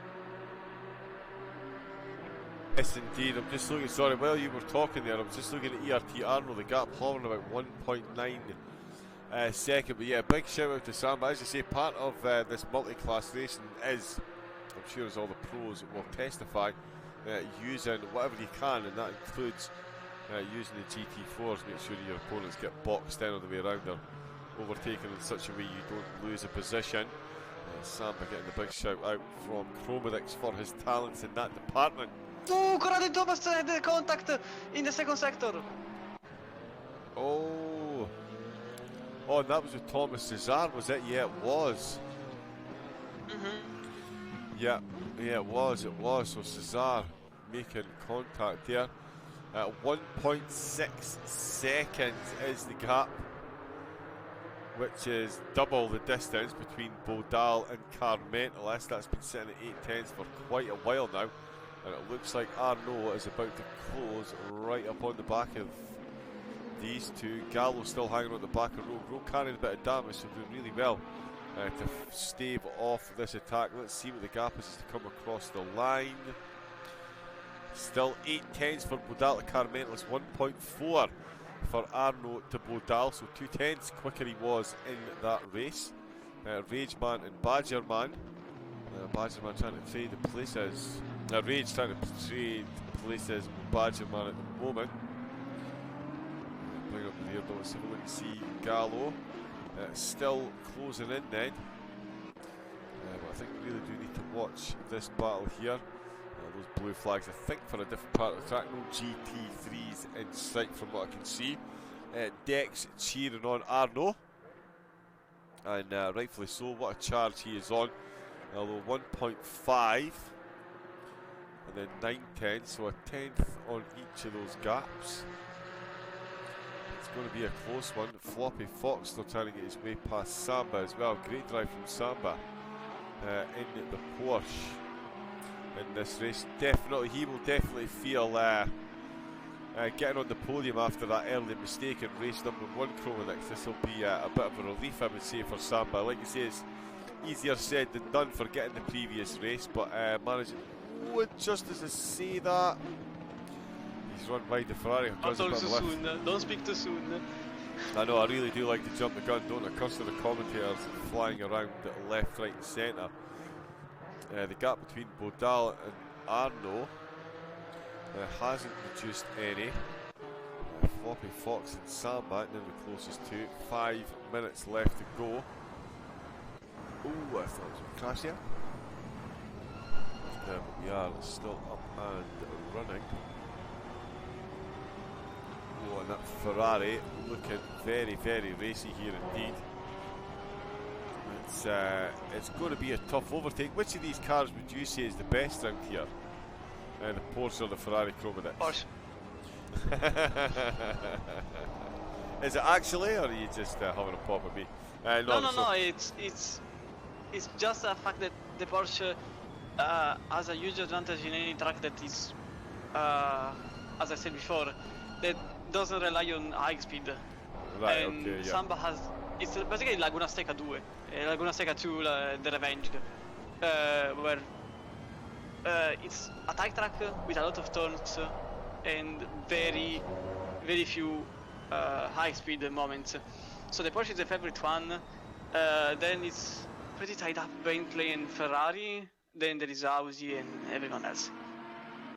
So Porsche is the better in this pack of four different cars from second to fifth. It's the best. The Porsche is the best one. Right. Okay. Just a look at car mentalist and Bodal. Arno down to 1.3 seconds. Oh, it is absolutely off track on turn 6, I think it is. Oh yeah. Yeah, he's well off track there. That's a full excursion. Bodal all over the back of Arno. He can see. Oh, sorry, all over the back of car mentalist. He can see Arno getting closer in that rear view mirror. As we come into the closing stages, then it's going to be a three-way Porsche battle for the 3 podium spots. Car mentalist just giving the exit a bit of a wiggle. They're trying to break that slipstream into turn 1. Too far away is Bodal to try and move. What an exit he's got there. What a run. He is absolutely moving. Arno 1.5, these two right on top of one. Still Gallo still trying to get past Rogue. Floppy Fox still trying past Samba. Let's see how Bodal gets on trying to get past Car Mentalist though. Arno definitely can't believe his luck here. He is praying that these two keep this battle up at least till the end of this lap. Try and get him caught back up and into this fight. But these are the 3 podium positions for the GT4 class. Car mentalist Bodal and ERT's Arno. On the outside, trying the outside of the Porsche, which is quite frankly a bit impossible considering the Porsche can break so much later. Yep, doesn't make it stick. Gallo trying to get past Rogue. They're very close indeed. They've just come past Badgerman. ERT Eddie's in the pits after that coming together. Floppy Fox crawling all over the back. 1 minute 50 left to go. What do you reckon then? Do you reckon Fox can get it done on Samba Chromadix?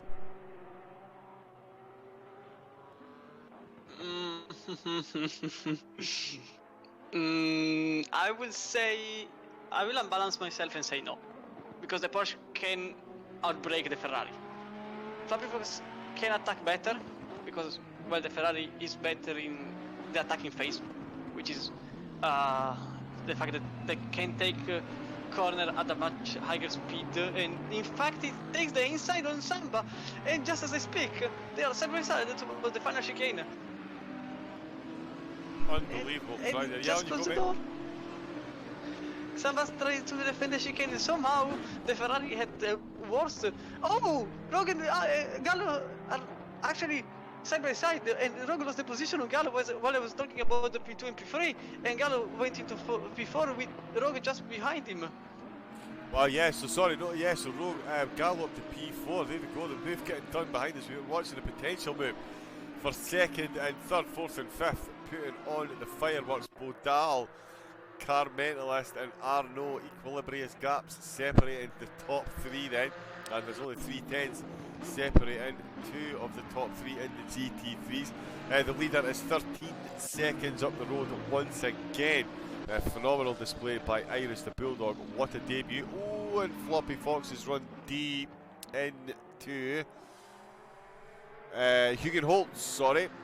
And that is going to settle that one, you would think, on the last lap. Rogue still hanging on the back of Michael Gallo then. Bodal, Arno, oh, look how close they are getting. They're going to get one more lap of this. And 12 seconds up the road, there he is going past. Let me just check and see. Bodal, Arno, car mentalist there still leading the way. That is Corrado in the GT3 McLaren just in the middle there. Actually, I thought that was the driver's overtaking one. There he goes around at the outside. The inside of Gallo on turn 9, I think it is, and trying to get to stick into the inside, but he can't really because the outside has better has a better speed towards the chicane. Michael Gallo defended the inside with Drogo on the outside, trying to do something impossible. Oh, big touch. Yeah, that is an unfortunate one. Oh, and we've just missed the leader winning the race. I do apologise, we were too busy watching all the overtaking action, but it is a race victory once again. Oh, Camobubble! Oh no, even worse. Camobubble and Gallo got involved in a crash because the two Bentleys was trying to go away as fast as possible and they touched. Oh, nightmare. Steele's going to have fun with that one. So it is Floppy Fox and Samba that rounded out the podium. Rogue made it home in fourth. Michael Gallo, we'll get confirmation on that. Oh, he's got some damage, and Camel Babble's going to go around the outside. Corrado too far back. Let's have a look and see how the GT4s are getting on. It's still Arno on the bottom spot of the podium, with Bodal in second. Carmentalist leading the way. He'll be extremely grateful to get another win under his belt, returning double champion. Making his way into the last chicane. Khalifa, Cesar, Bowers and Badgerman have all been given the checkered flag. Rageman will be given that as well as he crosses the line. But here is the podium positions for the GT4s coming across the line. And it is Carmentalist and Philip Bodal and ERT Arno doing wonders for the GT4s. Iris Bulldog still on track. Carmentalist is going to come across the line to take the checkered flag for yet another race win. Philip Bodal back on the podium, and so is ERT Arno. Well, that race certainly was not without incident, my friend. Yeah, it was 30 minutes of action, and I think I bagged it. Something glitched out. I think Eddie has to cross the line because I think the game glitched. It's not showing the race is over. Okay, but yeah, plenty of action, plenty of overtakes. Unfortunately, some crashes, but that's racing. So it has been a very good race to see, and. Okay, now it's over the race for some reasons, and yeah, it was a very entertaining race. P1 was just Iris the Bulldog was just on another platform. It was already on PS5, and P2 has been a very much a roller coaster. P2 in both classes actually, because both GT4 and GT3 had an adventure. GT4 was a bit more calm, while GT3 has been basically a battle royale for second place, and with Samba the only winner in the field of himself, Floppy Fox, Rob Milden, Camobabo and Michael Gallo. The last two of them that had a contact just in the last phase of the race because of a bit of grid from the Audi, in my opinion, because he tried to stick into the inside, but he wasn't side by side. He tried to launch the car. He tried to overtake at the very last moment, and things went absolutely in the worst possible direction. So probably the stewards will be a bit busy with not one but two races, both with with some clear incidents that were made by someone, but obviously they are stewards that they will decide the outcome of them.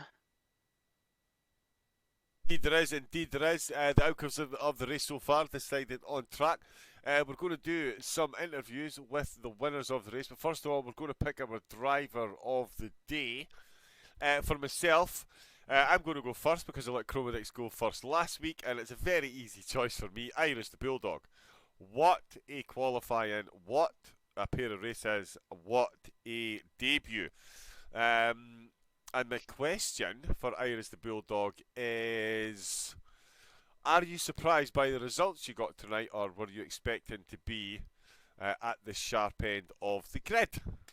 So there we go. That is my question for my driver of the day, Iris the Bulldog. Would you like to pick your driver of the day now, Chromedix, or would you like to wait till after the interviews? How would you like to go? No, I have the choice quite clear, and I'm always a fan of surprises. I've always been a fan of surprises, underdogs, something that you don't expect. And I think I'm gonna pick Arnaud for it. He made an astonishing first race. Second race, something happened at the start. Something happened, and my question, in fact, is what happened at the start? Is pure and simple. No, okay, I will do it in the interview. I think for the question is okay. Otherwise, I don't have anything for later. My question for him actually is what changed from the past rounds? Because effectively he had a bit of a turn of the medal compared to the other races he had. So yeah, my question is effectively what changed from the first races. Well, there we go then. The two driver of the day nominations. I have to apologise. I have to keep muting my mic to sneeze. I don't know how you get hay fever at this time of night. My antihistamines are not working, but we will crack on with some interviews. He's just been nominated for driver of the day. He's just put in an absolutely stunning performance in race 1 and race number 2, and he was even being cheered on by Dexter himself in the chat, making his way to the comedy box for the first time, and fantastic to have him here. It's ERT's Arno with a race just a sec, win. mate. Yes. Oh, there we go. Arno's just having a couple of technical issues, but we'll crack on with the interview when he is back. Just a sec, mate. I just can't hear anything. Just a second. Okay, no problem at all. So Arno unfortunately can't hear anything at the moment. We'll get him back in the box. It's probably been Corsa the commentator, almost Corsa the commentator dumb in the race itself. There you go. Sorry, there mate. we now go. I can hear you. Yes, finally. Excellent. There we go. ERT Arno. Well, I gave you a massive build up there, so I suppose we should do it again. Phenomenal qualifying and race over the two races. It's great to have you here in the comedy box. First time in the interview box. You were even being cheered on in the chat by Dexter. How was that first race for you, my good man? The first race was amazing because my qualifying was a little bit surprising, to be fair, because I thought Car Mentalist or Philip would be much faster than me, but hey, whatever. I pulled the pole off, so that's great. Oh yeah. And the start was messy because on the restart in the line, Philip immediately overtook me because I was like not in the right position, I think. And turn 1 was like I was later on the brakes. I could had a good exit, and then all the carnage in front of me evolved. So I was lucky to get away with minor damage because I had to avoid one of the McLarens, I think. And I had an immediate 3-second gap, if I remember correctly. And then it was just like cruising and sailing around till the finish line. So yeah, I'm happy with that. Yeah, I would say so. Did you expect to find yourself right up at the top end of the grid when you were practicing? I mean, we've seen you on the podium this season already, but did you expect to be getting yourself race wins here at Zandvoort? Not at all, actually, because I had some decent base in the practice session with my teammates from ERT, and they were all saying like, "Yeah, you're doing great, man. Go on, keep it up." And yeah, in the race, it went fine too. Qualifying was amazing, by the way. It was crazy, especially the second part or the second race was ridiculous how fast I was. But then in the race, I was struggling a bit more. So I was not expecting to get a win. Definitely, maybe a podium, but a win was something I was not used to. So I'm very, very happy with that.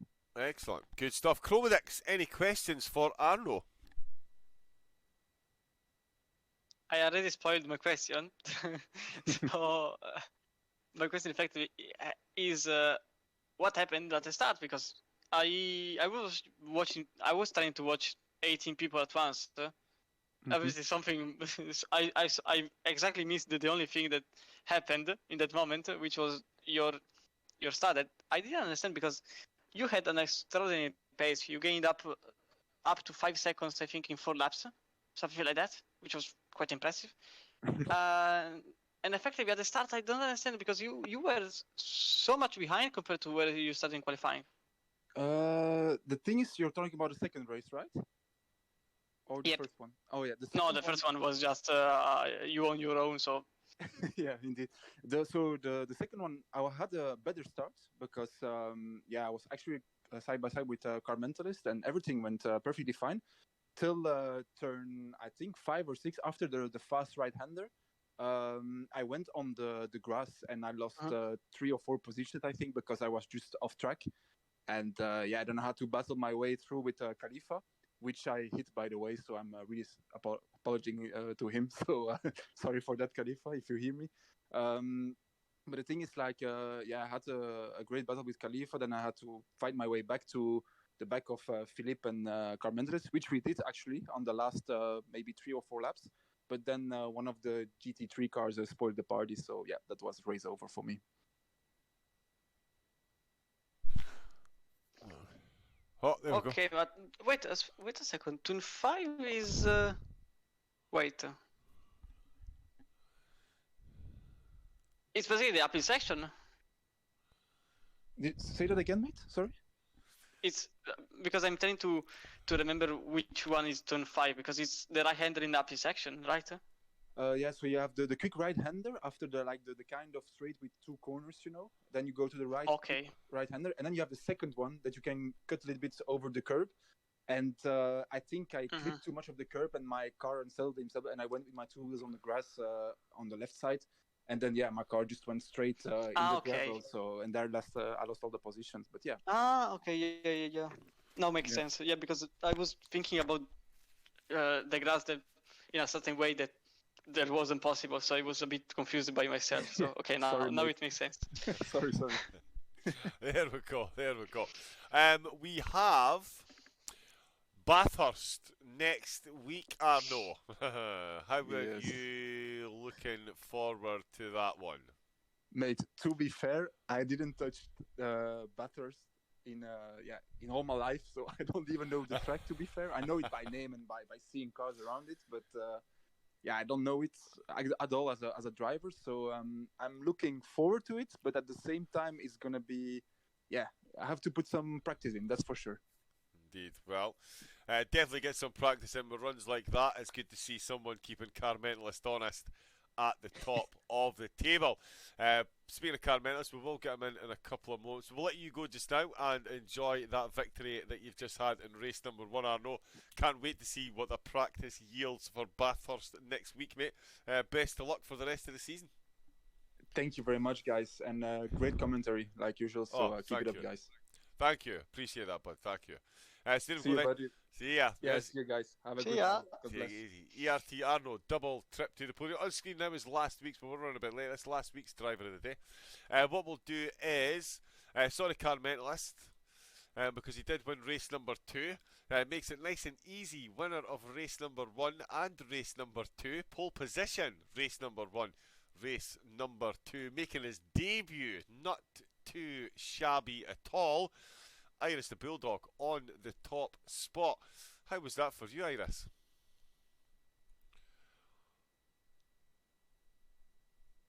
Do we have Iris there? Probably not. There's no mute sign next to his name. I wonder if he can hear us. Let me just send him a message. Mic not connected, perhaps. Can you hear us? I've just sent him a little message here to see if he can hear us. Oh, he's on his mobile phone. Ah, right, okay. Bear with us a second, peeps. Do we have a spare room? Yeah, so what we need to do is drag him in the waiting for interview box. Bear with me 2 seconds, I'll make this work.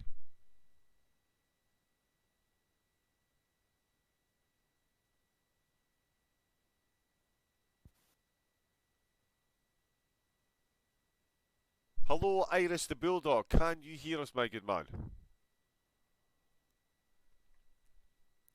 Nope, still can't hear us, unfortunately. I did think, for some reason, the comedy box, when you're on your mobile phone, it doesn't, for some reason, the voice chat doesn't work. I have the same problem. He has to disconnect and reconnect. Yes, to disconnect and reconnect. Okay, so tell you what, if I disconnect him, hopefully he joins back in. Please rejoin waiting. Yeah, we don't have to change channel, otherwise it's the same problem all over again, and we stand here 45 minutes Yep. trying to understand. 45 minutes of can you hear us? Indeed. That's probably the most intelligent that people have ever heard coming out of my mouth, Chromedic, so they're probably quite appreciative of the change. Hopefully he joins back in. We'll get some confirmation in the Twitch chat.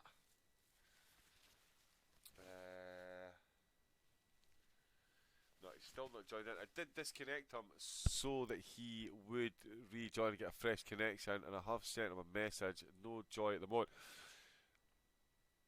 So what we'll do is we'll jump in and get Car Mentalist. Yes, let's jump in. Let's get Car Mentalist. Yeah, no luck with the Iris the Bulldog interview. Unfortunately, the mobile phone connection not working out. Someone whose connection always works out and who does his best every week to make sure he gets a trip into this commentary box is, of course, Mr. Car Mentalist, who finds himself on the top spot, race number 2 in the double sprint race. He had a major work for it, race number 1, but Car Mentalist doing what Car Mentalist does and winning in race number 2, bud. That was quite the drive for you tonight. How was it for you? Hello again. Again. I don't know how to feel about that one. I'm very happy about the win in the second race, but both races, just from a driving standpoint, were pretty unenjoyable. I don't think the track leans itself very well to multi-class racing, and it didn't really matter what I did with my setup today. The car was just all over the place, really, really oversteery in both races. So, yeah, it was difficult. For me, it was more about surviving than anything. So, yeah, I'm kind of amazed I got that win in the last race. Yeah, we did have a couple of people mention in the chat that were they didn't think, and Car Mentalist, Chromedix and I both said, yeah, this track isn't exactly the widest for multi-class racing. There didn't seem to be too many incidents going around, but there was a few that got you caught up, or just the car itself, you think? I think it was a mixture of both. I think there wasn't obviously any major incidents between GT3 and GT4 cars. I think the problem is that if you go even slightly offline, if you're a GT3 or GT4 car here, you're guaranteed to run deep or run off the track. So it really interrupted your flow around this track, and you need a good flow around Zandvoort to be able to get any speed out of it, because there's no breaks really between the corners. So it was a little bit difficult in that sense to try and keep in that rhythm. And I think because it was 2 sprint races as well, everybody was a little bit more aggressive in trying to get the moves done, and the GT3 cars were a bit more aggressive in trying to pass the GT4 cars, so they didn't lose time, and it just kind of made it quite difficult really to find a rhythm. That's just on top of the fact that the car was really difficult to drive today. So yeah, all in all, it didn't feel great, but yeah, still 2 podiums, so I'll take it. Yeah, absolutely. When you're striving, it's like a football manager once said, when you're having a bad game, if you can still squeeze out with a few points, that's what makes the difference between champions and second position. But was that a surprise for you tonight? I have to ask before I hand over to Chromedix. Arno this evening put in quite the performance round there. Is that something that caught your eye, or is that something that you've been expecting from him? It definitely caught my eye, the first race. I was kind of expecting him to be a bit closer to Philip in the first race. I think Philip had pretty solid pace in the first race. But yeah, for him to be so far up the road in the first sprint race was quite crazy, actually. I wasn't really paying attention to him in the first race, and then I kind of looked down at the timing boards were like 10 minutes to go in the race and saw him 10 seconds up the road, and I thought, there's got to be like a turbo or something in that car that we don't know about, because he is miles up the road. But yeah, fair play to him. I mean, he absolutely nailed the setup on that car for the cooler conditions, and obviously got a little bit unlucky himself in the second race at the start. But yeah, he had really, really good pace tonight. So I think he's kind of been threatening it all season. He just had a bit of a rough time at Snetterton when he was looking fast. So kind of the same at Laguna. So yeah, I think he's been threatening it, but tonight he definitely delivered. Yeah, I would say so. But not to take any away, that the absolute champions driving the second race. Chromedix, any questions for our returning champion? And yeah, guy gets separation anxiety if he doesn't get in the commentary box, I'll tell you. but yeah, Chromedix, any questions for Carmentalist? The thing is that I actually noticed that there was a bit of a change from race 1 to race 2, and I wonder if that's because of, I don't know, some phase that you found out in race 1 that you said, oh, okay, I can do this thing, or anything else. I think definitely the hotter conditions in the second race helped out a little bit more. I was kind of struggling. My tyre pressures were very off balance in the first race, so my right-hand side tyres were fine and they were within the pressure window, but my left-hand side tyres were all over the place throughout the race, and they were 1 to 2 psi lower than the right, so it just made it very difficult to find a balance. I changed my setup a little bit for the second race, so I lowered the ride height because I upped the rear ride height to try and stop the oversteer, but it made it more oversteery somehow, which I don't know how that happened. So I lowered the ride height again, and then yeah, I think the combination of a lower ride height, I put my brake bias forwards by 3.5% in the second race, so that definitely helped. And yeah, the hotter conditions definitely I was more suited to the hotter conditions. So if anybody's watching this who does the servers, please can we not have cool conditions for the rest of the season, because I don't seem to like them very much. Rain decks, for the tracks. Don't do it. Just not a Bathurst at least. At least I don't want rain there. Everybody wants rain at Bathurst. Don't deny it to yourself. Gosh, not in these cars. Not in the GT4s. No, that's suicide. Yeah, well, that saves me asking my next question. How are you feeling ahead of Bathurst next week? I mean, if it's wet, it's going to be carnage. If it's dry, it's definitely going to be a new challenge in the GT4 cars. I think you saw that the GT4 cars are a little bit more of a handful. Obviously, they're a bit, I'd say, easier to drive on the edge and be a bit more sideways, but they're sideways a lot more often than the GT3 cars. So that, in a combination with the narrow street circuit, basically at Bathurst, is going to be very interesting. And then, of course, Bathurst not going to be great for multi-class racing either, because half the track is you can't overtake for half the track. So that's the Conrod really straight, difficult. Is it really? Yeah. And yeah, it's pretty much. And the Hell's Corner, or the Hell's Corner, Conrod Straight, whatever the second straight's the first straight's called. I can't remember what that one's called. And then maybe it's Skyline, but that's how you can tell the level of talent that this man has. Even considers an overtaken Skyline. I just got all kind of goosebumps and hairs on the back of my neck. Goodness gracious me, young man. That's yeah, incredible to even propose that. But you're pretty much the most incredible driver I've seen on console, bar perhaps Baggy. Sorry, Chromadex, but you know Car Mentalist is an absolute legit legend. Very, very quick. Great to see you back on the podium again.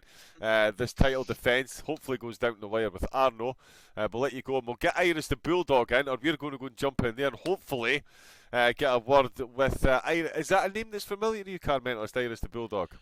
No, it's not actually. No. I was going to say, congratulations to him. He dominated both of those races. So, yeah, he did a brilliant job. I'm very glad I wasn't racing the GT3s today, because I think I would have been completely outclassed by him. Well, and he's in a Bentley as well, so I won't say too much about that. No, yeah, yeah. Well, I'm now salivating at the thought of getting you and him on track in the GT3. So fingers crossed for next season. Fingers crossed. Porsche But yes. Super Cups. Oh. Dexter Porsche Super Cups next season, please and thank you. There we go. Love it. Use your 15 seconds of fame to get what you want. Exactly right. Car Mentalist, once again, absolute pleasure to speak to you in the comedy box. A pleasure watching you work on the track. And yeah, can't wait to see what you do at Bathurst next week, bud. Brilliant, thanks guys, and yeah, see you next week. Cheers, man. Yep, I'm sure he will. Right, let's go and jump into the waiting to interview.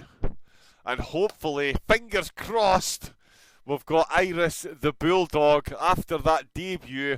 Talk to me, Iris. Are you there, bud? No! Yes. Yeah, yes! I'm here. Good evening, my friend. Alexander, of course, is the name you were given. We've seen you on track as Iris the Bulldog. Alexander, as far as debuts go, was that something that you thought was going to happen? I mean, you've obviously spent some time in this game. You're a new name to me, I have to admit. But was that something that you were expecting tonight? Are you... No, No? definitely not. No, not at all. A lot of time practicing on that track. How was that combination for you then? Is Zandvoort, sorry, is that one of your favourite tracks, or is that? No, not No? really. But I think Bentley is very strong with this track, though. It is indeed.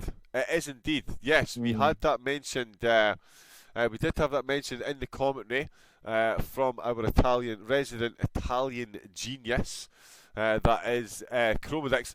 But as far as qualifying in the race, I mean, it's really difficult to think of a question to ask because you never put a foot wrong between qualifying and the race. And imagine for you, that's pretty much as far as debut goes. That's an absolute dream from start to finish there for you, Alexander.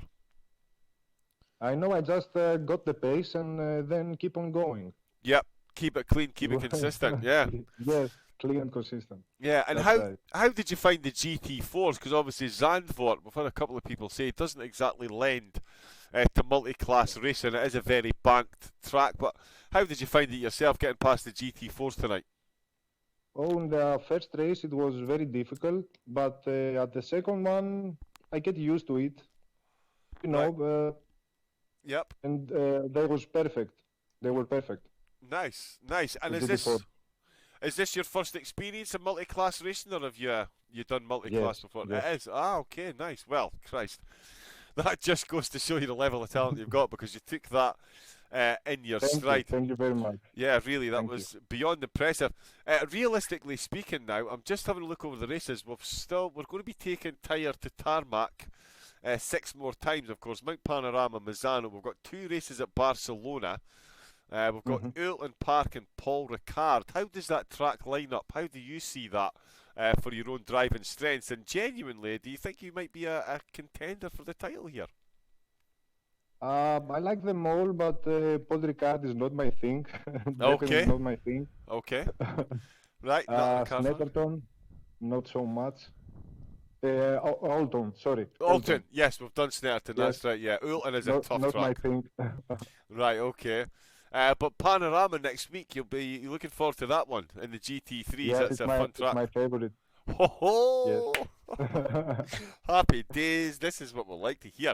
Well, I'll stop hogging the limelight for a second. Chromedix, would you like to ask Iris the Bulldog any questions? Actually, it was a bit of a solo run for you, and as I said in the live stream, it's the first race, so I don't have a full mindset about your driving style, about your performances, and etc. So mainly the fact is, I'm gonna ask you what made you choose the Bentley, because the Bentley is always a car that everyone likes but everyone hates, because it's fast overall, but it's not the fastest, but it's fast enough. So it's a bit of a gray zone, the car choices, because most of the time it's a car choice chosen because it's good altogether, but not because it's the best. I at know, least for me. no, it's not the best, definitely. But I like it a lot. I know it a lot. I used it for 5 months now. It's a very stable car, a very safe car. You can't go wrong with Bentley. Definitely not. Oh, there we go then. The Bentley, a solid choice for Iris. And yeah, we kind of got a bit of a hint there. So you're looking forward to Mount Panorama next Yes. week. After this week, I take it you'll be targeting pole position in a race win, perhaps? Maybe. Yeah. Maybe no. I'll try. I'll Try. do my best. That's what I like. That's what I. Sorry, and I'm struggling, Iris. Can I just ask what nationality are you? Because I can't quite pick that accent. I'm Greek. I'm from Greece. Ah, okay. Got you. Excellent. Well, you have made a massive impression on me, I'm sure. All the viewers at One Hub. This is their third season, Thank you. and to make a debut like that, phenomenal. And I, for one, cannot wait Thanks a lot. to see what you do. And yeah, just for a next little brownie point, I did nominate you for Driver of the Day as well. And to be honest, anyone that watched that race has got to be insane to vote for anyone else. That was, truly remarkable, my friend. And I cannot wait to see what you've got to show us for the rest of the season. Best of luck with all that, bud. Thanks a lot. Absolutely welcome. There we go, ladies and gentlemen. Great wins. Don't know, you go next. For him.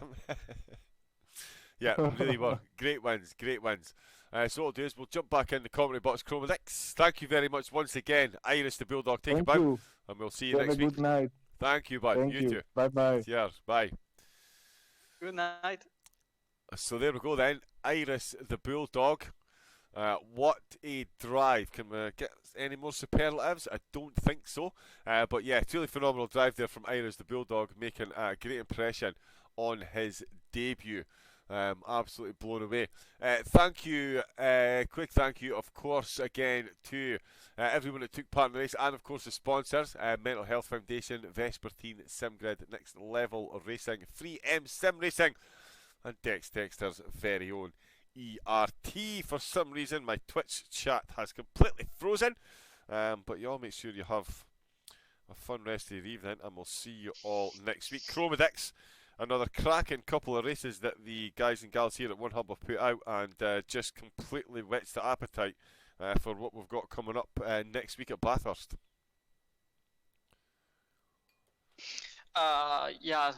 Unfortunately for the beginning, because I have been here for one race and a half, but yeah, no, nevertheless, that has been a beautiful night, especially considering there has been two races altogether, and both of them were quite full of everything apart from pit stops.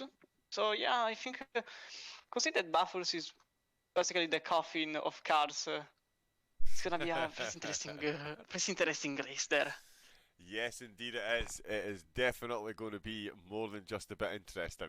And for that, we cannot wait. It will be next week. It will be myself leading the way. I believe it's the week after that I'm back on night shift. So Jess will be taking the helm for Misano. I'll be back for Mount Panorama this week, but that is all we've got time for this week once again. Parting in such sweet sorrow. Please make sure you do give the channel here at One Hub a follow. Jump on Twitch, Twitter and YouTube. Catch up with everything. Make sure you go back and watch the VOD. I certainly will be with my tea. Another cracking couple of races put on by the guys and gals here. One Hub ACC Season 3 going from strength to strength. Thank you all once again. I am off to sort out this running nose of mine. But I'll see you all same time, same place next week. Stay safe, take it easy, and a very, very, very good night.